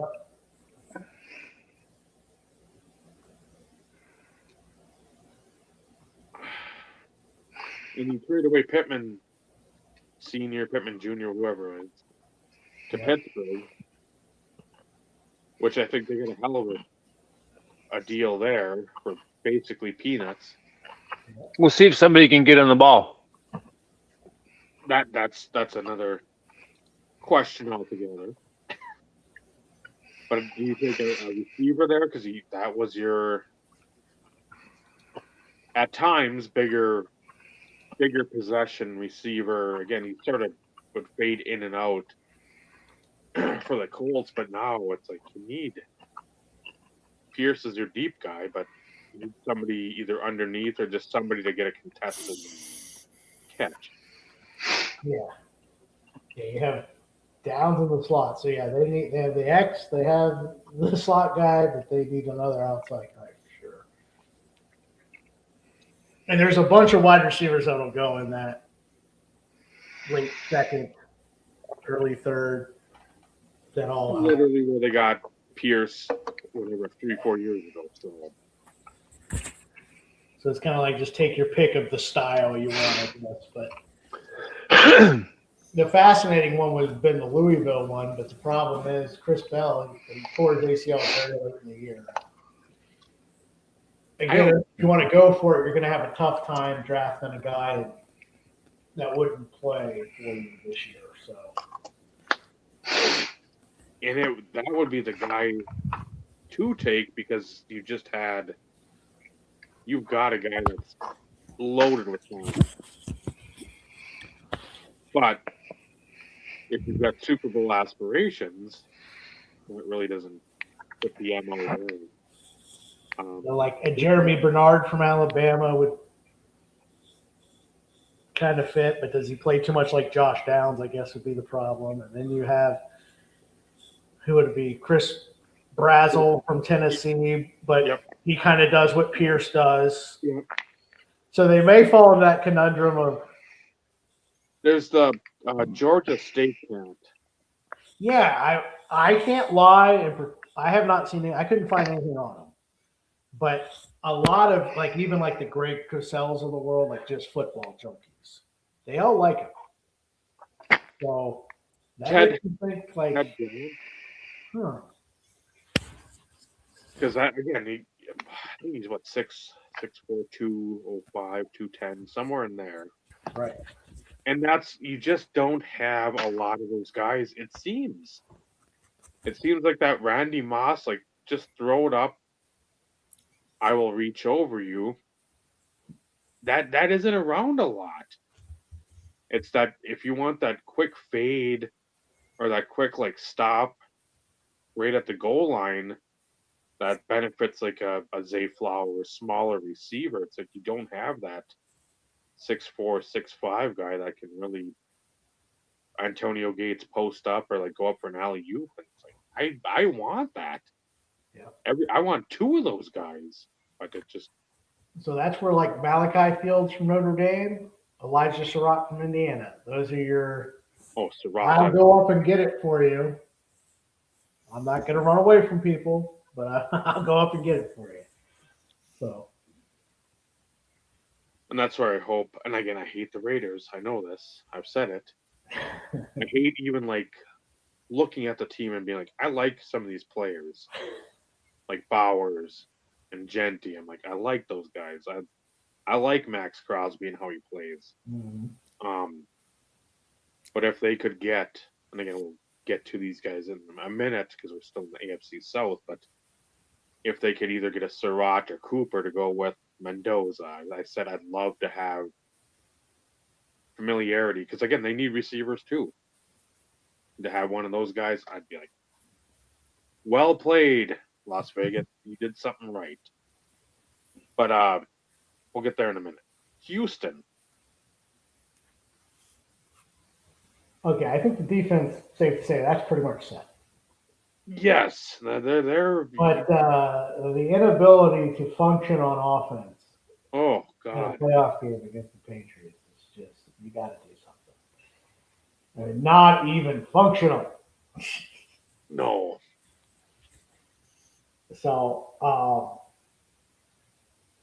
for some reason, this is a team that punts on the offensive line. They literally, in the offseason, intentionally made it worse before the season by trading Leonard. It was very weird. So, I can't figure it out. So, do they just, maybe they take a running back, the next best, maybe this is where the next running back goes, because they seem to do stuff kind of backwards. But I would think you take the best offensive lineman on the board and say, yeah, we got to stop this. Like you can't keep punting on the offensive line. It doesn't work. Well, Because that defense, I mean, they would have won the playoff game probably if he would have just kneeled on the ball 3 times and punted. Because what did they do? Score 2 defensive touchdowns basically, or at least got him like right at the. If he would have just kneeled and punted, they would have probably beat the Patriots in that playoff game. In that, because you're going to get people pissed off on that defense. All Like, right. we're doing everything for you. And you fuckers can't, like, get out of your own way.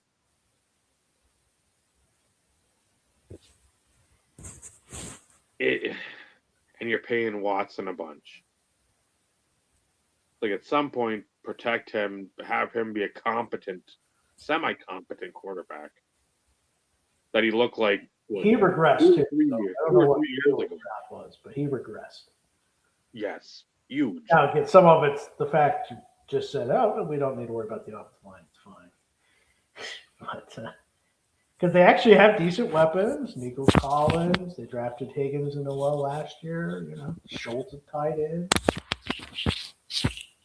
It's pretty much just the offensive line is just a glaring hole that you cannot win a title when it's that bad.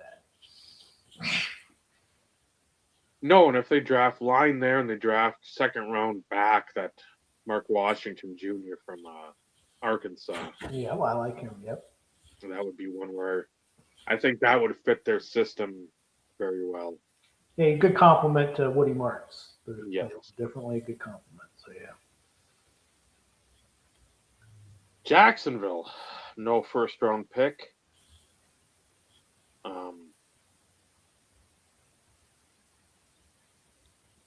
What do you think they do there? Again, Brian Thomas for much of that early off season was, I don't know if it was just smoke. Like all of a sudden it's like, no, we want to trade him, or there's I was like, please trade him. I'll be more than happy to give a second round pick for him. He would like to do. Like, so he had a. Yeah, that was an odd thing. He was so good his rookie season. Just, well, I guess, lost confidence. But they did find Parker Washington, who turned into like a Pro Bowl looking receiver for a couple months. And Hunter, they're just going to have to pick where he's going to play. Yeah. Now you can sparingly use whatever, but you got to let him work on something. Wide receiver's the easiest, but I think he's probably most valuable to them at corner, honestly. Correct. So I think that's where they should be playing, and then it's easier to play him at corner and come up with a package at wide receiver than it is the other way around. Yeah. So I hope they just make him a corner that is occasionally used on offense.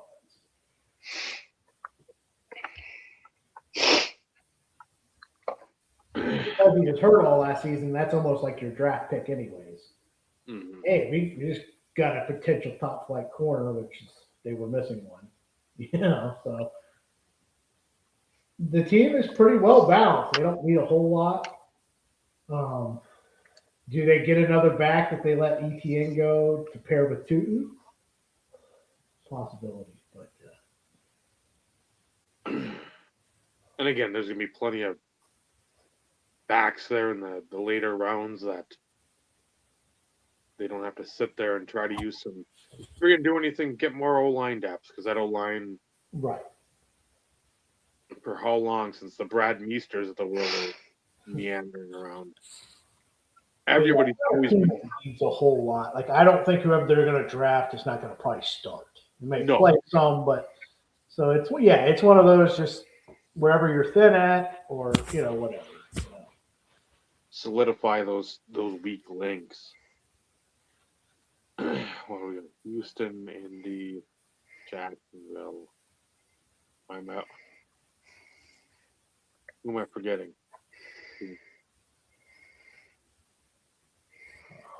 So, Titans. Tennessee. Yeah. So at number 4, you got Robert Saleh coming back, coaching again.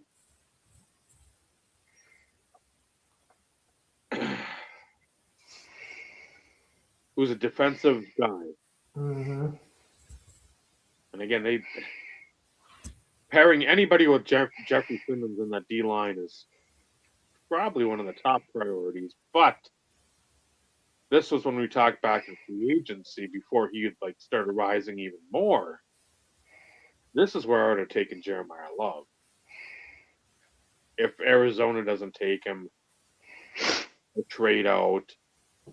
This is where, even with Tajay Spears, I like him. Not a game changer. Yeah. Tony Pollard, solid back, very solid back, but again, not a game changer.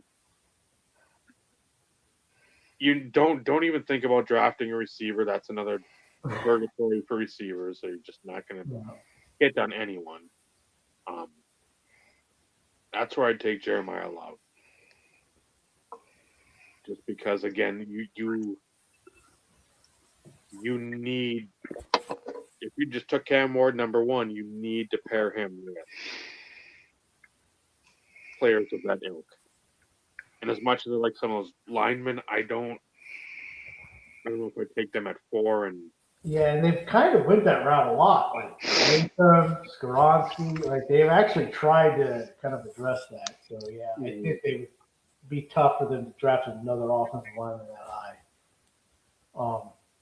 But Saleh being the defensive guy, if Bailey was there, especially in that wide 9 he likes to run, that was perfect.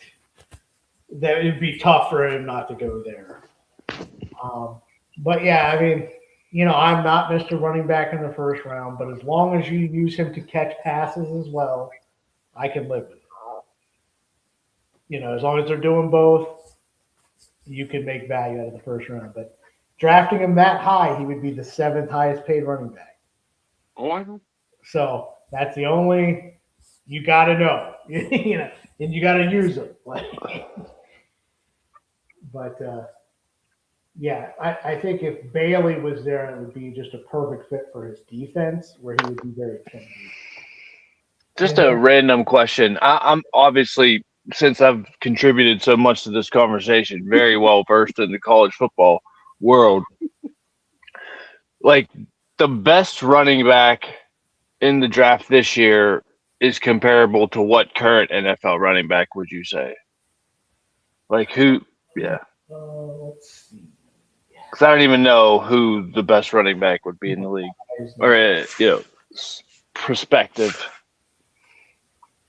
Yeah, he's not as shifty as Saquon was.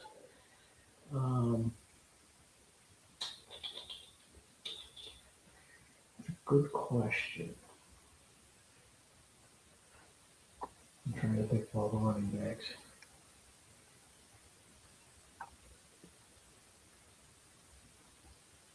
I'd say a sort of a combo.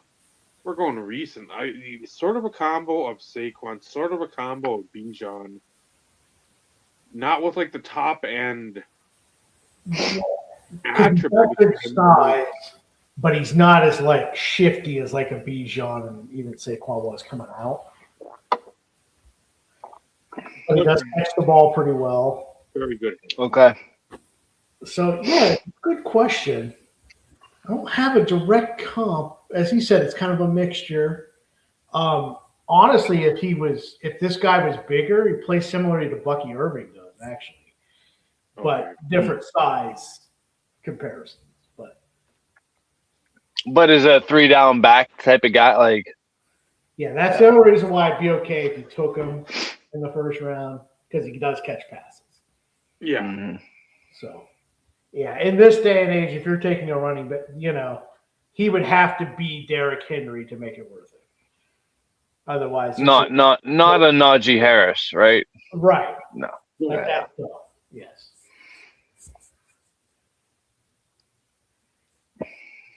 All right, back to the regularly scheduled program.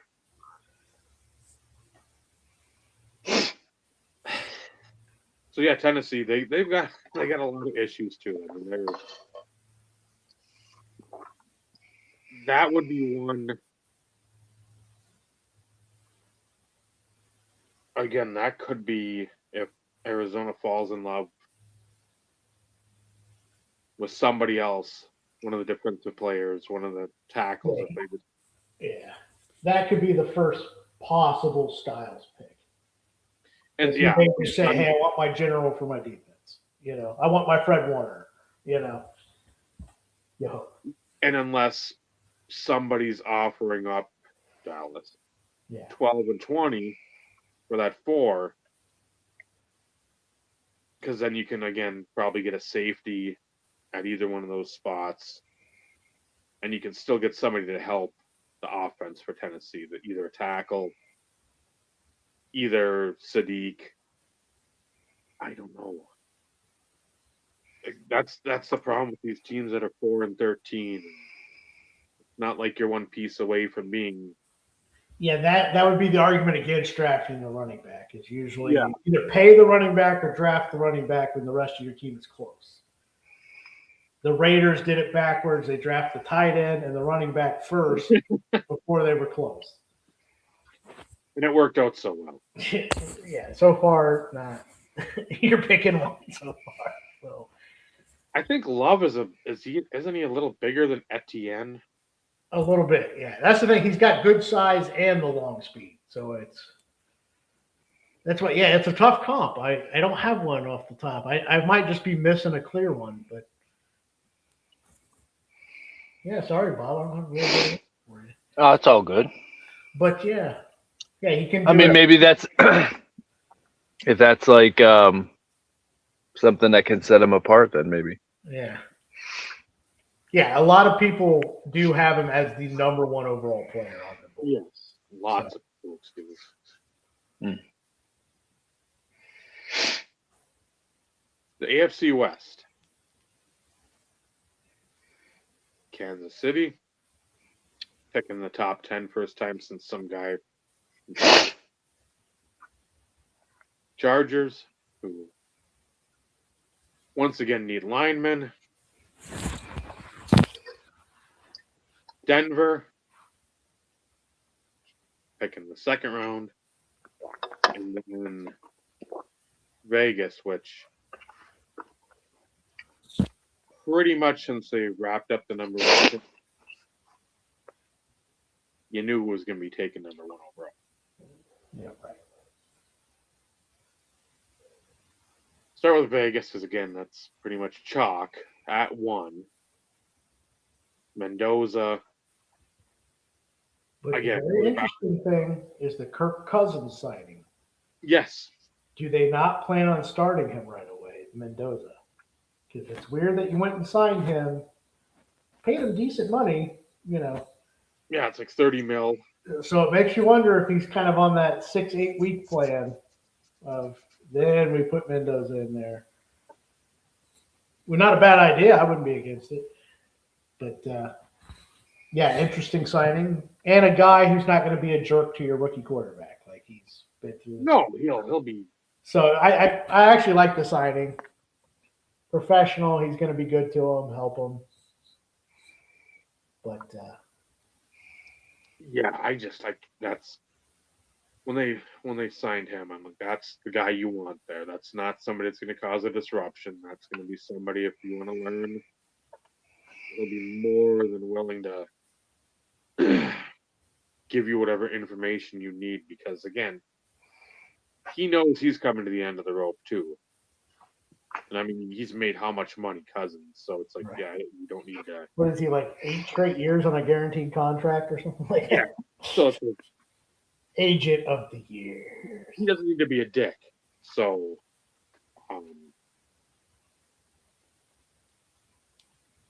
and they've got pieces scattered amongst their roster. I mean, Colton Miller, solid tackle. Crosby, again, I don't know how that situation works itself out. It right now it seems copacetic. Yeah, he's just the type of guy. I don't think it matters. He's just hey, if it's time to play, I'm there. Oh yeah, he don't give a shit. It's get me on the field. That's why I'm so pissed off that you're telling me I can't play. Right. I just want to be on the field and fucking shit up. That's Yeah. you're paying me to do that. Why am I not out there? Right. Bowers, Genty. You put Cousins in there, you get another receiver.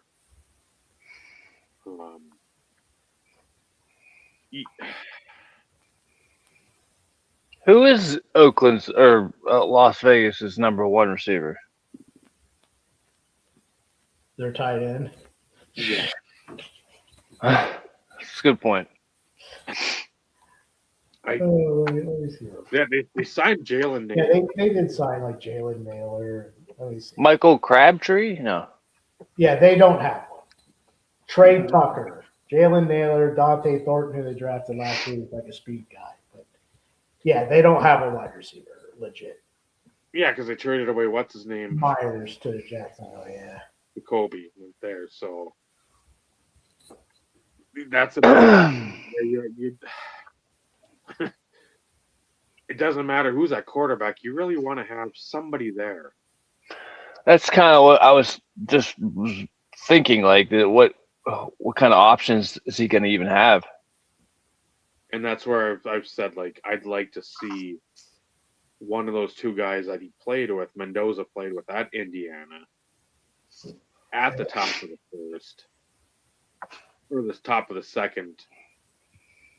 If Cooper's still there, man, take him. Again, familiarity. That's going to be the one thing. You don't have to sit there and surround him with all the Indiana players, but again, I'd imagine if I'm the quarterback and I have that bond with the team, that's going to make my transition to the pros that much easier. I got a couple guys in my camp that I know. I've been through the wars with them. I already know them. So I can bounce stuff off them along with, again, my other teammates. But just having those guys that have had successes and been successful. Is Mendoza a good, like, intangible guy? I mean, is he classy, well-spoken type of dude? Like, or is he a little rough around the edges, like on camera? Are you talking about Mendoza? Is that who you're talking? Yeah, just kind of. He's like a more real Russell Wilson. You know, Russell Wilson always said the right thing all the time, like the coach. Yeah. He's kind of like that, but a little more genuine. So, yeah, you won't have any problem with it. Yeah, he's like him. People will like him. But Rick has a good idea. Jawan Jennings is still out there. The reason why he hadn't been signed, supposedly he's asking for too much money. But as we've looked at this depth chart here, if you've got it, I think that's a good idea. That's a good call. But Jawan Jennings doesn't have any vintage cards. That's sort of. We should. He might. Just Tops Mayo might come back, so we don't know. Now we save the best for Chargers. Chargers and Chiefs. Chiefs, I don't know. That's going to be another one at 9. Yeah, I think Mendoza will be solid because Kubiak's there. You got somebody that's competent.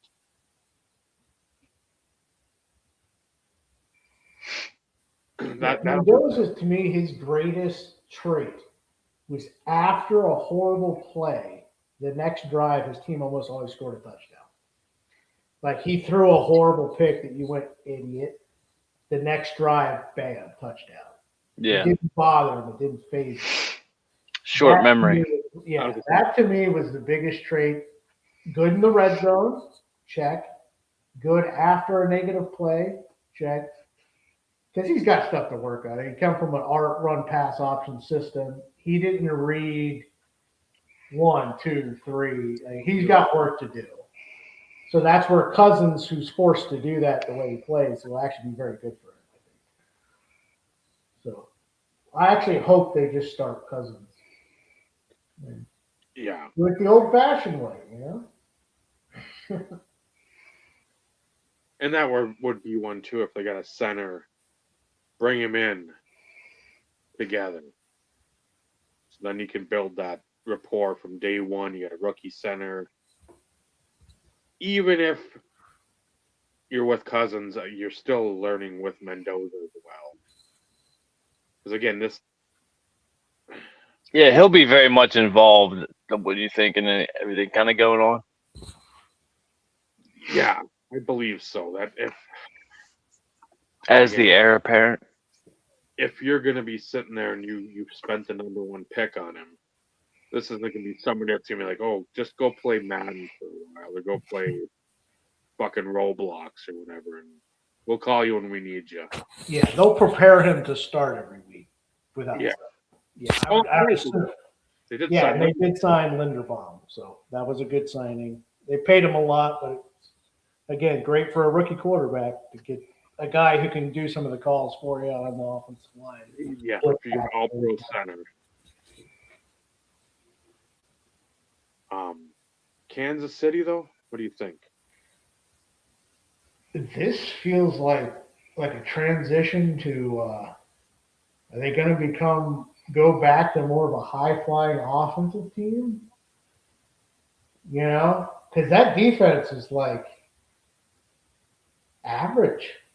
Like you look at that roster right now, it is average. Now they're always great at finding defensive backs, so I would assume they draft 2 or 3 of them here in this draft. But yeah, you look at it and you go, you don't have a top 10 defense anymore. So No, not even close. I mean, they need a pass rusher. They need 2 secondary people. You know, is Chris Jones still going to be Chris Jones, or is he kind of a gradual dip? Do they go all in on offense and just say, hey, we're going to score 40 a game and Spagnuolo will at least come up with the plays at the end?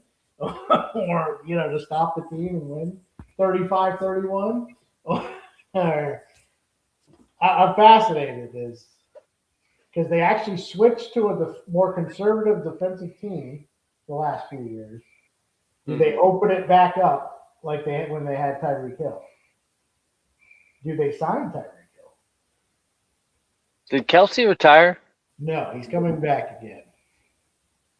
1 more year. So, yeah, I'm fascinated with them is do they change the style of play and kind of just say, hey, we're going to score more points.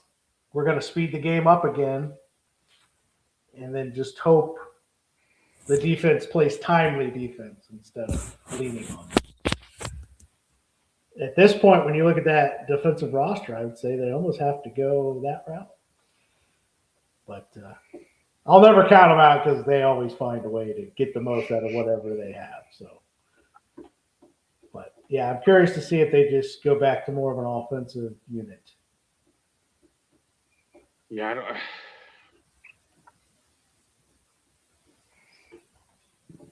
I mean, a lot of voices, I think, in the room and offering up opinions, but I just don't know where they go because I think they need, like you said, they need to pressure the passer on the other team. That you need to. It can't just be Karlaftis getting his pressures and then Chris Jones getting triple teamed and then nobody else Right. even getting there. So again, if like Styles is there, do you put him in there? Bain. Again, I smell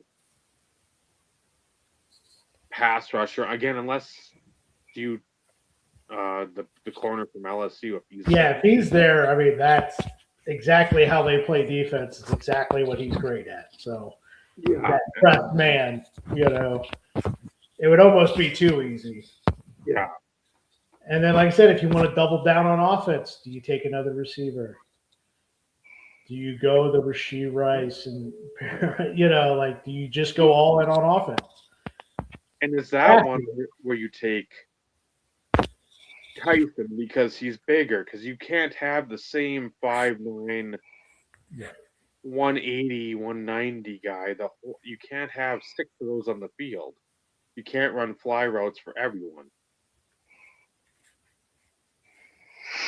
You take the big receiver.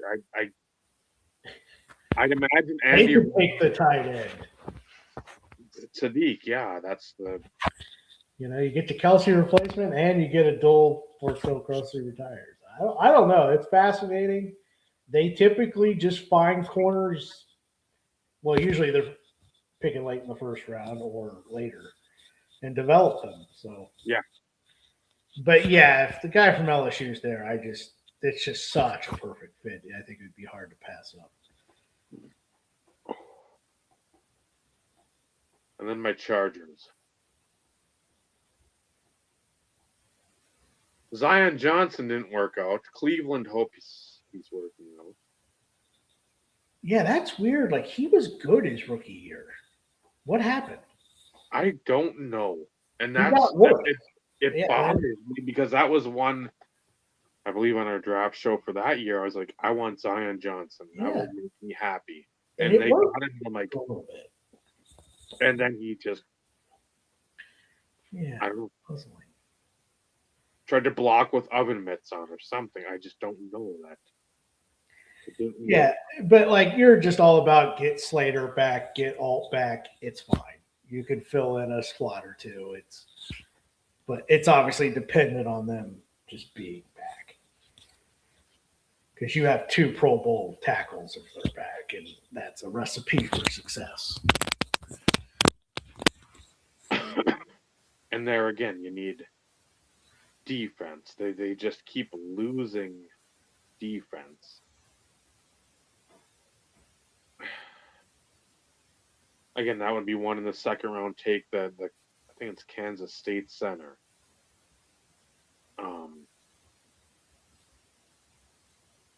First round, whatever, 20. Right after Pittsburgh. I don't know. Just if you're not going to protect Herbert, get defense, because it seems like every year you're losing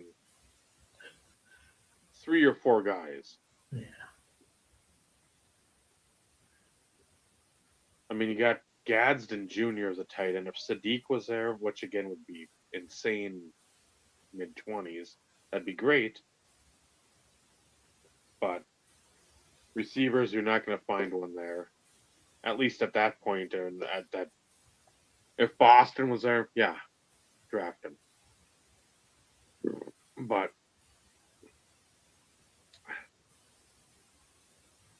I don't know. This is like the first year because I want that Penn State guard. I really do. Oh. I was hoping that would. Like, again, that was one where middle of the year, that's where you sort of projected, like, okay, everything's sort of fizzling with him and the team's all, Millar's been garbage and he went out and their season tanked. And so I'm like, God, please, just let him drop to the Chargers. That would, like you, I'm like, that's the guy I want. But then it'll be like Peter. Other years, it's a possibility. It's just like this year, it's like he's going to be the best player on the board, like at 10, or 11. So it's like, will he fall 11 more slots? No, he won't. Not for my team. Yeah, but yeah, where in past years he may have. That's why it's like. Well, yeah, there's been other people like, oh man, we got to get the edge rusher because there's only 3 of them or whatever, and Right. 2 of them are in like the mid 30s, but we need to get them or we're not gonna have anybody. So we saved the black and blue for last. esteemed friend Robert Louis joined us. So we got Cincinnati, which we talked about them early on in their nonsense, so we'll flush them out. Cleveland, Baltimore, and the Blitzburg Steelers, who are I found this old thing today. You want to put it up there, Steve. Make Robert big. Cleveland Browns team picture. in 1996? Yeah. Just cleaning out some boxes with the dude today. Came across that.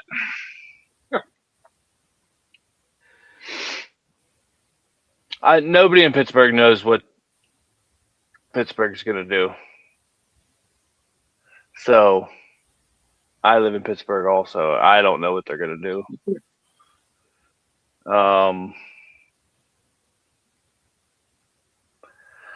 I don't know. Like Broderick Jones was it's kind of a disappointment right now. Yeah, and he just had a right. Yeah. Yeah.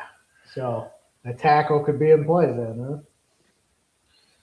Yeah, and we lost Sam Malu, I think, is gone. So Frazier, our center, is really and Fantanu. I can't Fatanu, yeah. Mm-hmm. Like those guys, I feel pretty good about, but that's really it.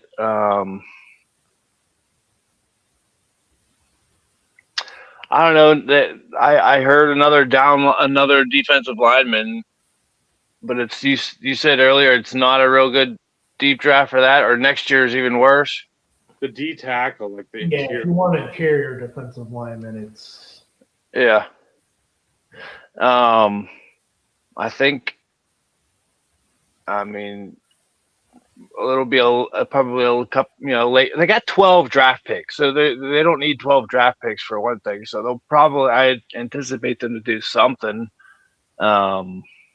with them.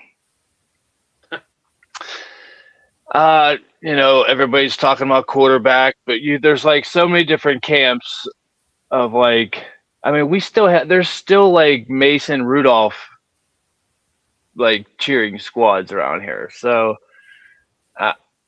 I don't know. It's frustrating. Draft aside, the whole Aaron Rodgers thing is a little frustrating, especially since they said they wouldn't let what happened last year happen this year. Now they came out and said that they knew, they just didn't let the public know. Maybe that's happening again this year, like they already know. But that I don't know. It seems like when I hear McCarthy talk that he's not real worried about it. Not that he's going to be up, he's not going to be wearing his emotions on his sleeve as like a year, first year quarterback or first year head coach replacing Mike, much beloved Mike Tomlin. There's a lot of Will Howard talk too. So we got some local radio guys pumping Drew Allard. And of course they went to Penn State. So I don't know. I'm just here actually to hear what Brad has to say because I trust him more than most people around here. Because they're all biased around here. It's almost helpful to hear, like, to have an outsider's take. Yeah, so like if you wanted the nose tackle, McDonald would be your man from Ohio State. You pair him with Harmon and Haywood, and all of a sudden you got the old school no one runs the ball in the Steelers thing again, But yeah, Paid a lot of money for that defense last year. It seemed like it had a lot of holes at times. It underperformed. There's been the rumor too that like either Highsmith or Herbig could be traded. Yep, heard that today. More so with Highsmith over Herbig, but it's like. But yeah, Highsmith's more proven. I mean, Herbig did. We love our linebackers around here, so excuse me. you make some splash play. Herbig just kind of like fits the mold of like a Pittsburgh guy. Well, But Highsmith, I feel like is kind of got some roots in here already. So I don't know. I like them both. I'd hate to see either one of them go, but I heard a fact that it's the Steelers are among the company of the Raiders, the Jets, maybe the Dolphins that haven't won a playoff.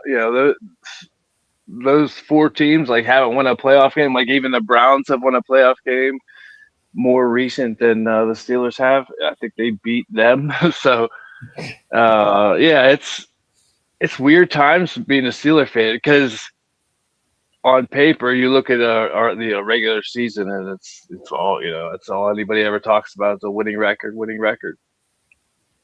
How could you be disappointed? But people are. So, but I'm excited about the McCarthy thing too. Like this feels kind of fresh for a change. So we'll see. But draft, I had no clue. I never do. It's all like Calvin Johnson looked great last year. It seemed like that would be a perfect fit. He already wore black and gold for God's sakes, and he had a muff and then just never saw him again. I don't know what that's about. So weird times in Pittsburgh. I do like that the draft is here and that it's driving everybody crazy. I personally won't be affected by any of it where I live and where I work. So that I guess I can be thankful for that. But yeah, it's kind of cool seeing it all set up and then just, the other peripheral stuff of what it'll do for local economy and stuff like that. That's all good stuff. But yeah, they're like, there's this like,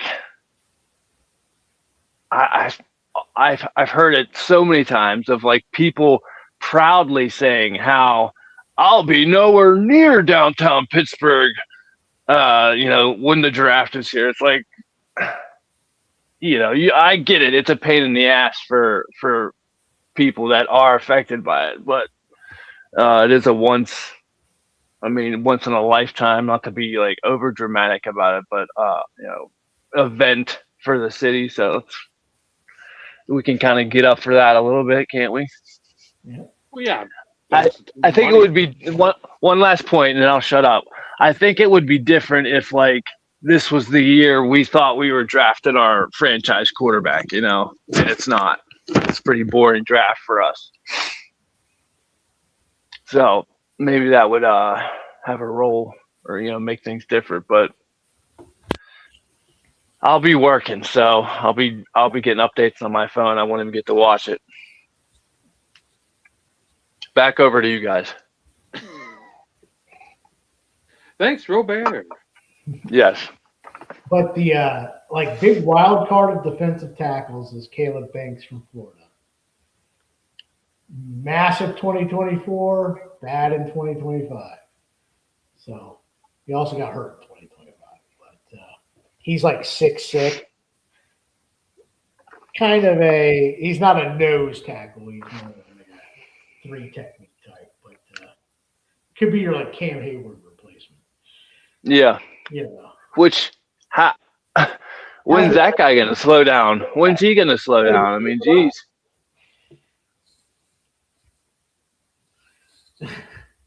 Who do the Ravens?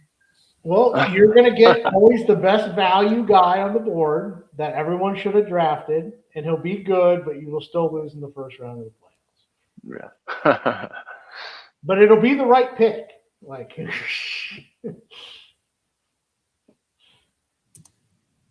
This is the watch it. That's a good point. Denver's not drafting the first round. I don't care. I watch the first round. That's all I watch. I have no reason to watch. you can just watch Jalen Waddle highlights and pretend that was your first round pick. Yeah. that's what they said Buffalo did. I don't know whenever they traded a couple of picks. I don't know how many years ago they just they played whoever they traded for, like the highlights. So when they at their draft party or whatever, and so for the second round it's going to be just highlights of DJ Moore. Like, that's going to be a very short looping highlight video. Again, I think you want to get your fans amped for the season, not just like consider a second rounder. But more than likely, the only bad part with that deal is the money. You got to pay him a truckload of money. Plus, you gave up a second for him. So, what do we think the Browns are going to do? Who? The Browns. He said the Browns. Well, they need a wide receiver and they need an offensive lineman. So that means they won't take either. That's probably a longer list of needs too, but those are probably just the top those two. are like glaring, like you don't even have like. Yeah, I'm trying to think. Yeah, like I think a Monroe Freeling from Georgia at 6 could be something they could do. I don't think they will take a wide receiver at 6. For a while, Cleveland wasn't even part of the show because then they like give up all their draft picks. I think they just finally started getting them back.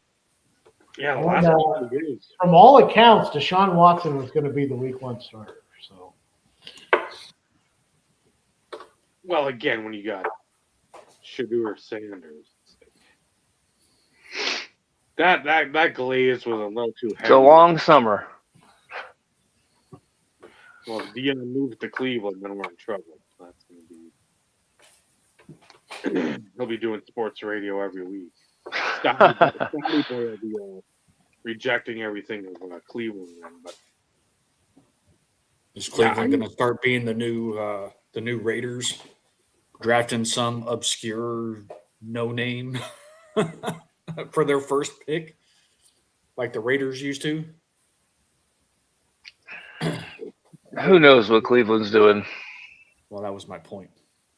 Yeah, well, I think though they've got an idea. that's why I emphasized it.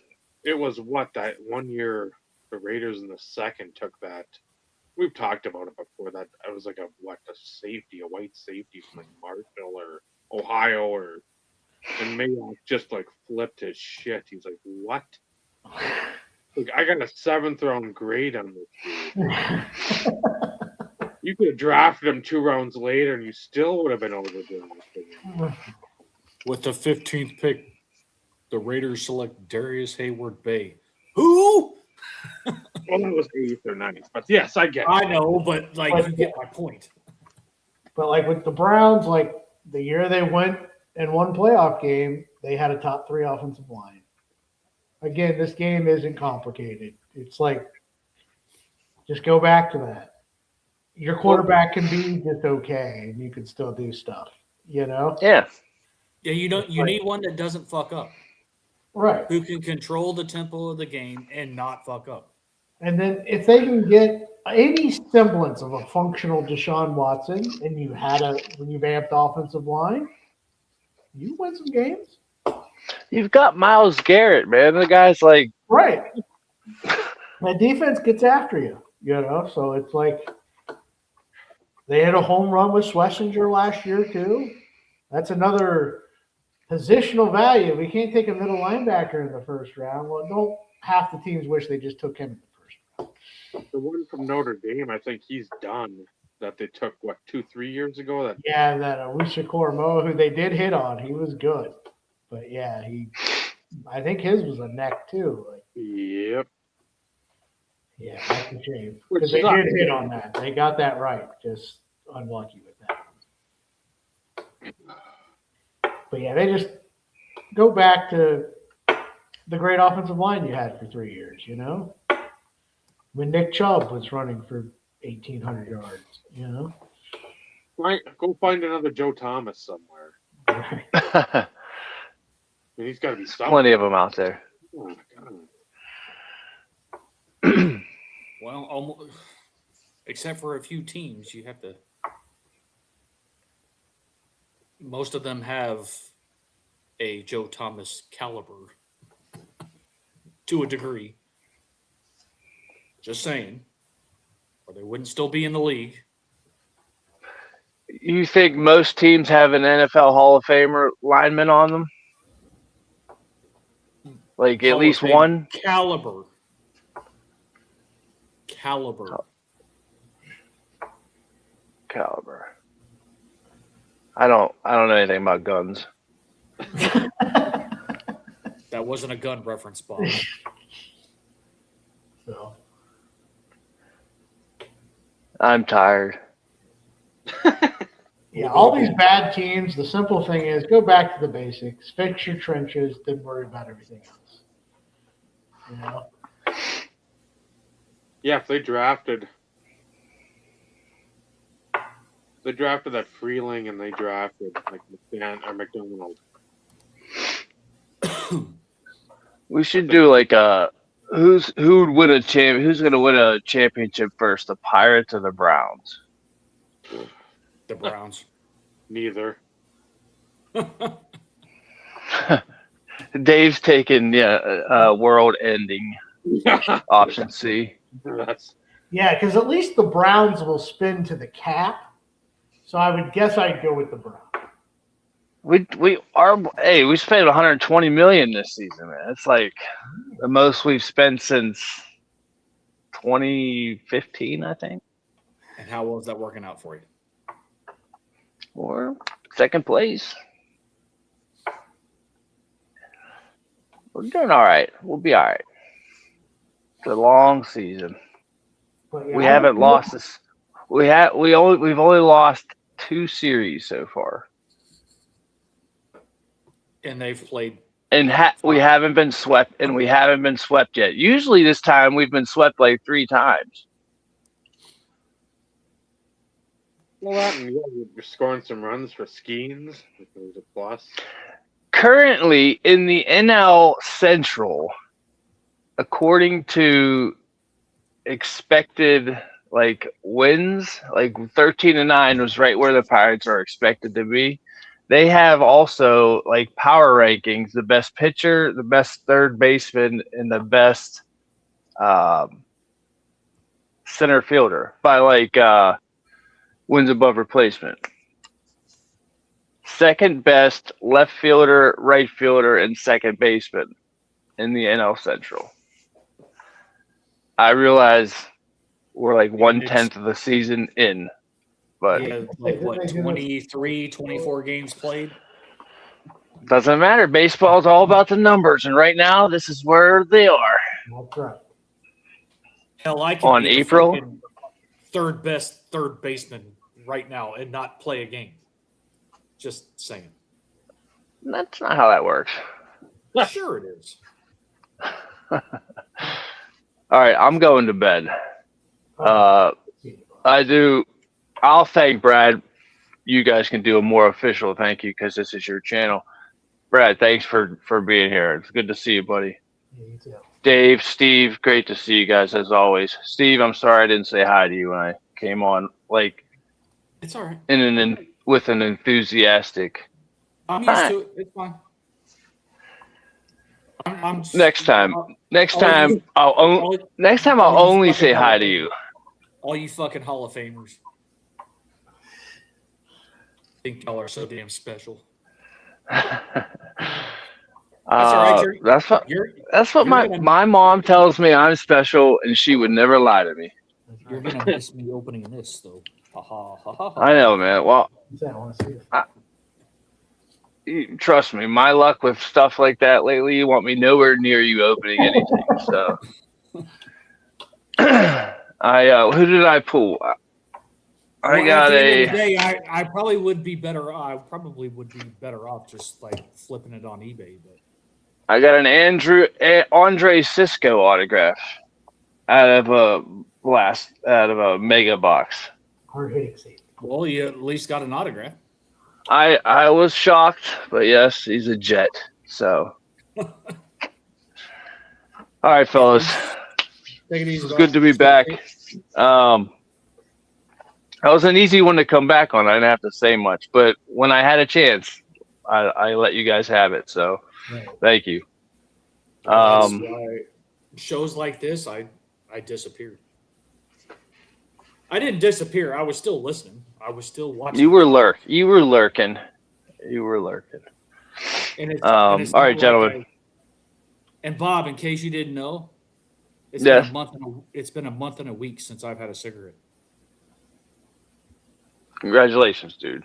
You do you using the pouches at all, or any nicotine replacement? No, Chantix. Okay. Any crazy dreams? A couple times. Nothing major though. Okay, good, man. Hey, Well, dude, like, that's all. Consistent. Like a lot of people complain about consistency. It's been a small handful, but yeah. Good, man. I'm proud of you to be say what it is, man. That's awesome. I wasn't able to just do nothing, so I got the nicotine pouches. But yeah, I'll be 3 years in May, so it's supposed to be better for us to not smoke. So I guess we'll do that. So they say. Yeah. All right, guys. Take it easy, brother. Peace. Literally.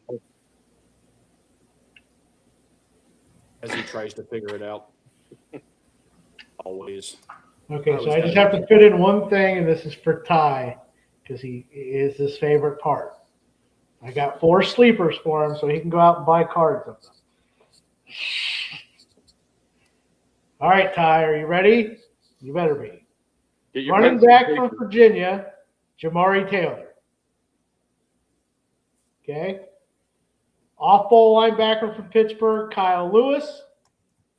Wide receiver from UConn, Skylar Bell. And if you want to take a flyer on a quarterback, Taylor Green from Arkansas. There you go. There's your 4 sleepers. Green has so much athletic ability. That was one I watched.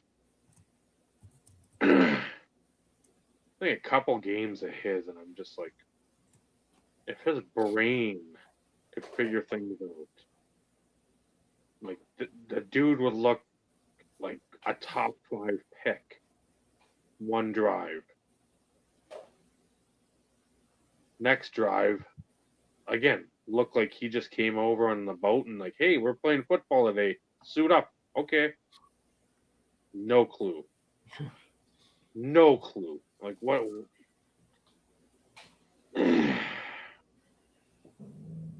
Yeah, if you could have a QB like again, a Detroit, even a Green Bay, somewhere where you've got an established starter, where you can say you're going to be the 2 or the 3, probably more the 3 than anything. But you can be the 3 and you can just sit and learn. Yeah. That would be great for him.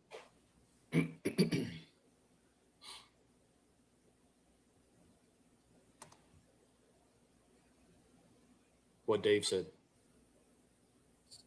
Hey, he's got the 2 things you can't teach, arm and athleticism. So. Well, I pay no attention when like Denver has nothing in the first round. Like this will be the first, because if I'm being honest, historically, I used to still watch the first round because as a collector and being able to open shit way back when, you wanted to know who your big rookies were. That's who you wanted to know, like who you were looking for when you were opening stuff. Now, what's the point? So now I don't give 2 craps about watching the draft. Again, unless Denver has, something. Yeah, So the this draft is a much more niche thing. It's just most guys are like, hey, let me know who I need to root for. Oh, it's a wide receiver, cool. Or hey, that's what most of it is. So that's normal. It was always a tradition. Like me and my best friend would sit there and, we'd be texting all the way up to the the first few drafts before the Broncos pick, and then we chat a little bit once the pick was in, like who do you think we're going to take, and then there'd be a little bit afterwards, and that was the extent of our NFL draft for the year. And it actually kind of lost something when it went away from just all day Saturday. Yep. It was almost like a holiday. I have no idea how many draft picks Denver has this year. Again, like when they traded away their first round pick for Waddle, I'm like, I don't give a shit this year. I just want Knicks to come back in one piece and hope for a repeat. Yeah, and your team's at the point where most of the guys you're going to bring in aren't going to play much for you anyway. So it's, you've got a team that's close. So. Yeah, like it just, I still feel like part of our issue is depth in certain key positions, but that's been a Denver issue for what? The last decade? Once they start getting into multiple injuries to, key positions, that's typically when they fall apart. But again, that's like most teams. But, at the same time, I like that they re-signed Dobbins. They were smart with the re-sign and the way that they did it. Basically, like if you get hurt, sorry, you're screwed. You're not getting any money. All right. Which, I think more teams need to pay attention to stuff like that. And I'm sure they do, but it's been so long since I've ever remember a situation in which Denver re-signed a player and had that level of stipulations in the contract. My biggest concern, though, going into this season is if they don't trade Sutton or Mims, what that's going to look like in the fucking locker room. Because rumor has it Sutton wasn't too pleased with them doing that, with trading for Waddle. And, like, Mims was the speed guy. Granted, basically, he's a run a seam. So not very versatile when it comes to that. And, if Brian is back healthy, I think they'll cut Humphrey, Lil Jordan Humphrey. But they've got 5 receivers. Correct. Like, Denver really didn't have I don't remember seeing a whole lot of 5 receiver situations for Denver. So, I don't know. We'll see. Part of it will be interesting. I just don't want us to go backwards. I would like to see some consistency. Right. So, as far as I'm concerned, Bo going into his 3rd year, if they make the playoffs again, like, I can't be disappointed. I mean, I can't. So, but we'll see.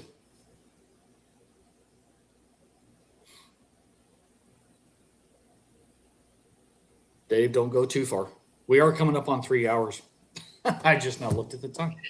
I was going to say, Steve, go ahead and open your box, buddy. I'm going to. I need to. Oh, shit, I don't have anything. I want to see the tractor. And I debated. It's like, do I just open the hanger, or do I open one of the 2 blasters I have too? And I'm like, nah, I'll hold on to the blasters. Yeah, well, we won't get into the whole freaking issue with the tight end in Denver.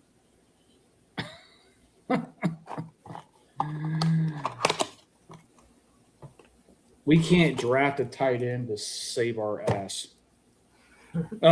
Speaking of tight ends, former Bronco. I have no idea what the format is here. So looks like all the color is in the middle. So let's try this. And honestly, I don't really like the look of this year's set, to be honest. Not to mention, like, trying to read some of these names. Danny Stutzman, rookie. Come on, Brad. Who are these people? That's a good, Yeah, I'm not even going to try and pronounce it, but another rookie. There's the Noah.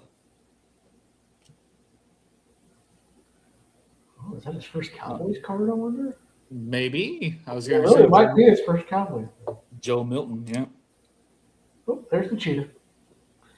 If I hit with his legs. Well, you know that'll end up in your stack at some point. Bucky, second year.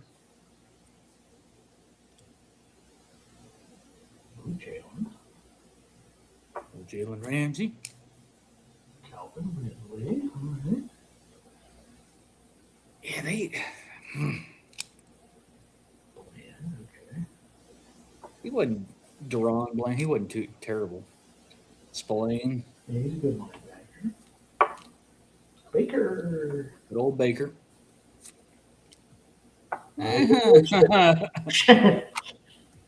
Started off so promising with the long touch.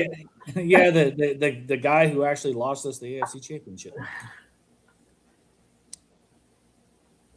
Oh, cool insert of Daniels. Okay. That's interesting. Yeah. Only 2 rookies? So, is that McCarthy? Yeah, JJ. I don't know what insert set that is, but it's kind of cool.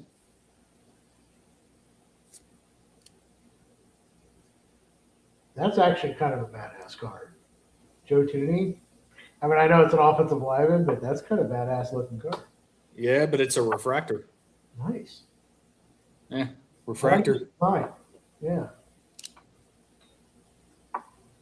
All I right. guess this is the Pulsar I was going to say, is that the or the exclusive? X. Yeah, Pulsar or X Fractor or whatever, the exclusive. It didn't say. Not bad. Second year. Yeah, agreed. Oh, that's a good one. Hertz, refractor. Jalen, refractor. Yeah, that's a good one. And last but not least, Oh, that's decent. Golden rookie. yeah, could have been a lot worse. That's Yeah. for sure. So there you have it. The only Topps Chrome that will ever be opened here. That is pretty bad, though. Like 3 rookies. I mean, I guess it's better than not a guarantee of rookies. Yeah. Because I mean,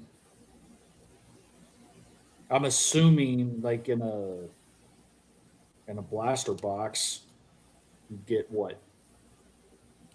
Maybe 2, 3 Yeah. would be my guess. You got a 2 refractors, 2 pulsars, basically. Yep. Okay. And they are Pulsar. Yep. So right there on the box. I like that tuning design. That tuning design. Well, yeah, and that doesn't go with the normal hit ratios. Right. So to pull an insert refractor or a refractor insert, whichever way you want to interchange the words,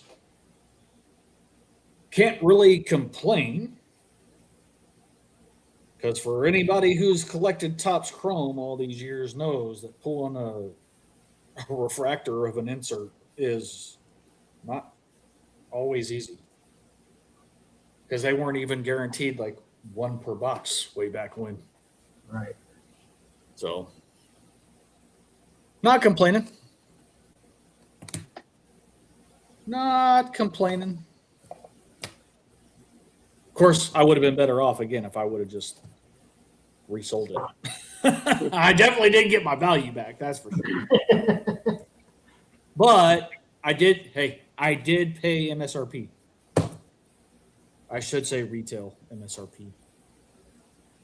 I was lucky enough to actually order directly from Fanatics when they released online. So $19.99, I think is what retail is. And then the blasters are they $39.99, I think. But I didn't overpay. And that was the biggest thing that I was hoping to accomplish. Okay. So, and then for anybody who cares, for anybody who's watching, your only tip you're getting from this show, Megas drop on Topps website May 1st. I don't know if it's at 12 or 1 p.m. Central Standard. That's the only thing I don't remember. QL thing, or are they just doing first come first serve? So what Topps actually does, they leverage a third party company on launches. So you basically enter the queue. Gotcha. And you have so long to order, and it tells you how much you can order, the maximum you can order. And once you're in the queue, you technically you are guaranteed the order. Mm-hmm. Okay. So it's not like, oh, I get in the queue, I want to order 5, and then all of a sudden it says, oh no, you can't order, you're screwed. You get nothing. But I will say, after I placed my order, it sold out in a matter of minutes afterwards. But I also got in there fairly late too, because I was like, I'm not gonna fucking be able to get in there and order anything. This shit's already sold out. Yeah. And I'm like, oh damn, what? Oh crap. How many do I want? And I stuck with what I normally do. The only difference is I wanted to open at least one of something from this year's Topps Chrome. So I just went with 2 blasters and 1 hanger. But I will at least get 1 mega too, just to stash back. And for anybody who gives a shit about basketball, most hobby shops are doing the same thing with 25, 26 Bowman basketball. If you buy it and have them break the seal, you get it for close to normal price. Okay. If you want it with the seal on it, you're paying market. We are entering interesting times in the sports card space. Welcome to the world of Pokemon, folks. That is the era that we're in sports cards. I'm telling you. There will no longer be this market shit.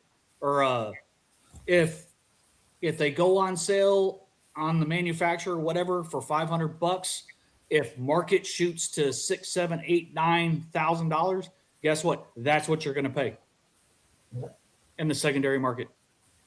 Christine, it was great having you in the chat. We always love fellow draft nerds.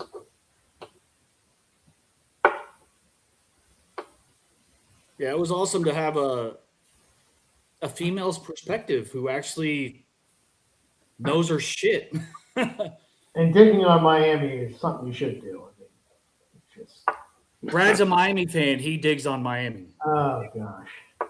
I mean, Dave's a Charger fan. He digs on the Chargers. I'm a Broncos fan. I dig on the Broncos. That's what you do. If you're a true fan, you dig on your team when they deserve to be dug on, so to speak. Yeah, if you don't, I don't like having the rose-colored glasses on all the time because that Heck no. just doesn't equate. What good does it do? Yeah. I've learned to enjoy your wins, don't just be like, oh, we won, but also, it is what it is. When they're a mess, they're a mess, Yep. I don't ever root for my team to lose. I know it's like right now, it'd be best if we just didn't win any games. I can't root for them not to win when I watch them. You know, I just can't do it. But even though I know most likely they're not going to. Blow it out your ass, Paul. Blow it out your ass. And in all fairness, that's why I stopped freaking doing fantasy football. Because it's like, oh, I got so-and-so playing against Denver. I want him to go off on my team, but I still want my team to win. Like, no. That's not how that's supposed to work. No, Much love, Paul. Much love, Paul. that's always one thing that it sucks, but it's like I want my team to win. I'm 45. I don't give a shit. If they win the title, good. If they don't, good. I just want my team to be good. I don't even know if I want that because You want them to be fun. Like, yeah, it's an entertainment business. You want it to just be, you want to look forward to it every week. You know, obviously only one team ends happy, you know. So it's like, yeah, I just want it to be entertaining every week. So like I had 2 years of entertainment out of the last 20. Yeah, well, I think I watched 4 games last year. I think. And of course, 2 were playoffs. No, 3 would have been playoffs because I watched the two Denver games and then I watched the Super Bowl. Outside of that, I didn't watch shit. yeah, whatever's on Peacock, that's what I. Sunday night football. Yeah, that's pretty much it. Yeah. And then I got the ESPN package with Hulu? Fox One. I'm like, I'll figure for the political coverage. I kid. No, just I'm like, they got football games on. They got racing stuff. I'm like, I think it was like $10 extra. I'm like, yeah, when football season runs around, or I don't know, they must have some sort of baseball on at some point in time. So I'll watch some of that, maybe if I remember. But instead, I'm watching when NHL playoffs are on. I watched a little before, but I'm watching the 1986 Talladega NASCAR race. The time when somebody stole the pace car. It's like it opens up with like, well, the race was going to get underway, but somebody stole one of the pace cars. And it's like going around the fucking track. I'm like, why can't we go back to that simpler time when that was like the big news? I'm about that. So, but yeah, it's that ESPN app is. I enjoy that because there's enough softball in there for me. Because I don't watch enough softball as it is. Right. And it'll allow me to watch the draft. Maybe Thursday I'll watch parts of it. Friday I can't. I'll be driving. Saturday I'll be driving and watching softball, so no. But there we go. A triple, a multi-view. The Kings, Avalanche, Utah, Vegas, and then the Toronto Angels game. So 3 different pictures. I'm all about that too, because I don't like just watching one thing. I need to have 8 things on. Easy for folks our age to pay attention. Look at this shit.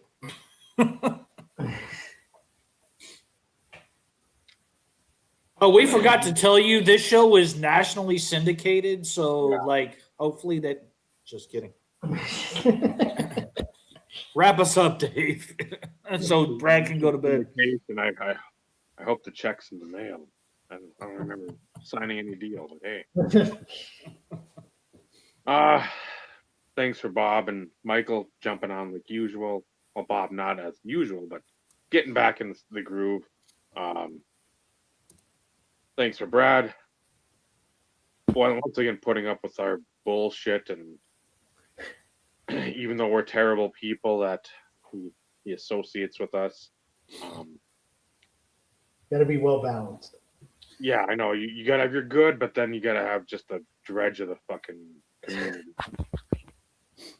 That's where we come into play. Hey, Talk but to we were here first, though. Well, I think a lot of people it forget doesn't that. seem that people think that or remember that or know that. Well, that was my point, but we were here first. Yeah. Anyways, I digress.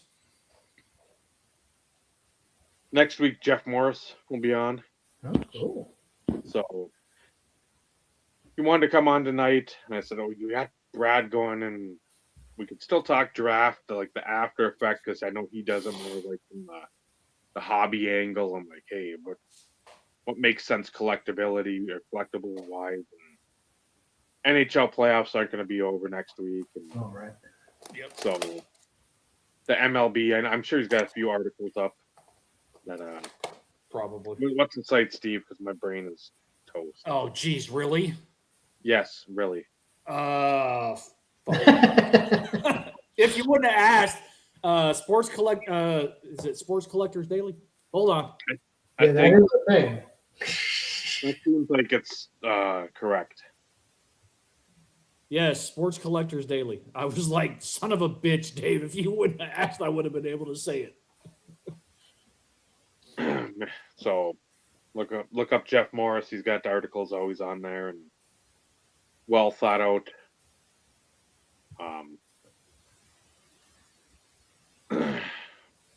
Reads on there, so he'll be on next week's and talking about how good Buffalo looked tonight. Well, and I'm sure he'll talk young guns like he always does as it pertains to the Like the playoffs. best season. So Someone else who actually comes to the show very well prepared. Well, when we're talking hockey during hockey playoffs, that is. well, and just shockingly still comes to the show. You guys become well balanced. I know this well balanced stuff, but it's not like a complete breakfast like Total Raisin Bran or whatever. It's He like loves somebody- us because he can talk like there is no boundaries. He can just talk. Yeah. unlike the floating head, which that was the worst. Correct. No, he is not really Amish.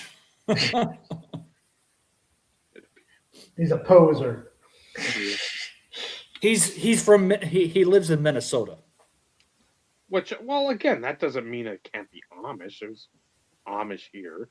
Not just in Ohio and Pennsylvania. I'm sorry. Yeah, but you're not close enough to any Amish places.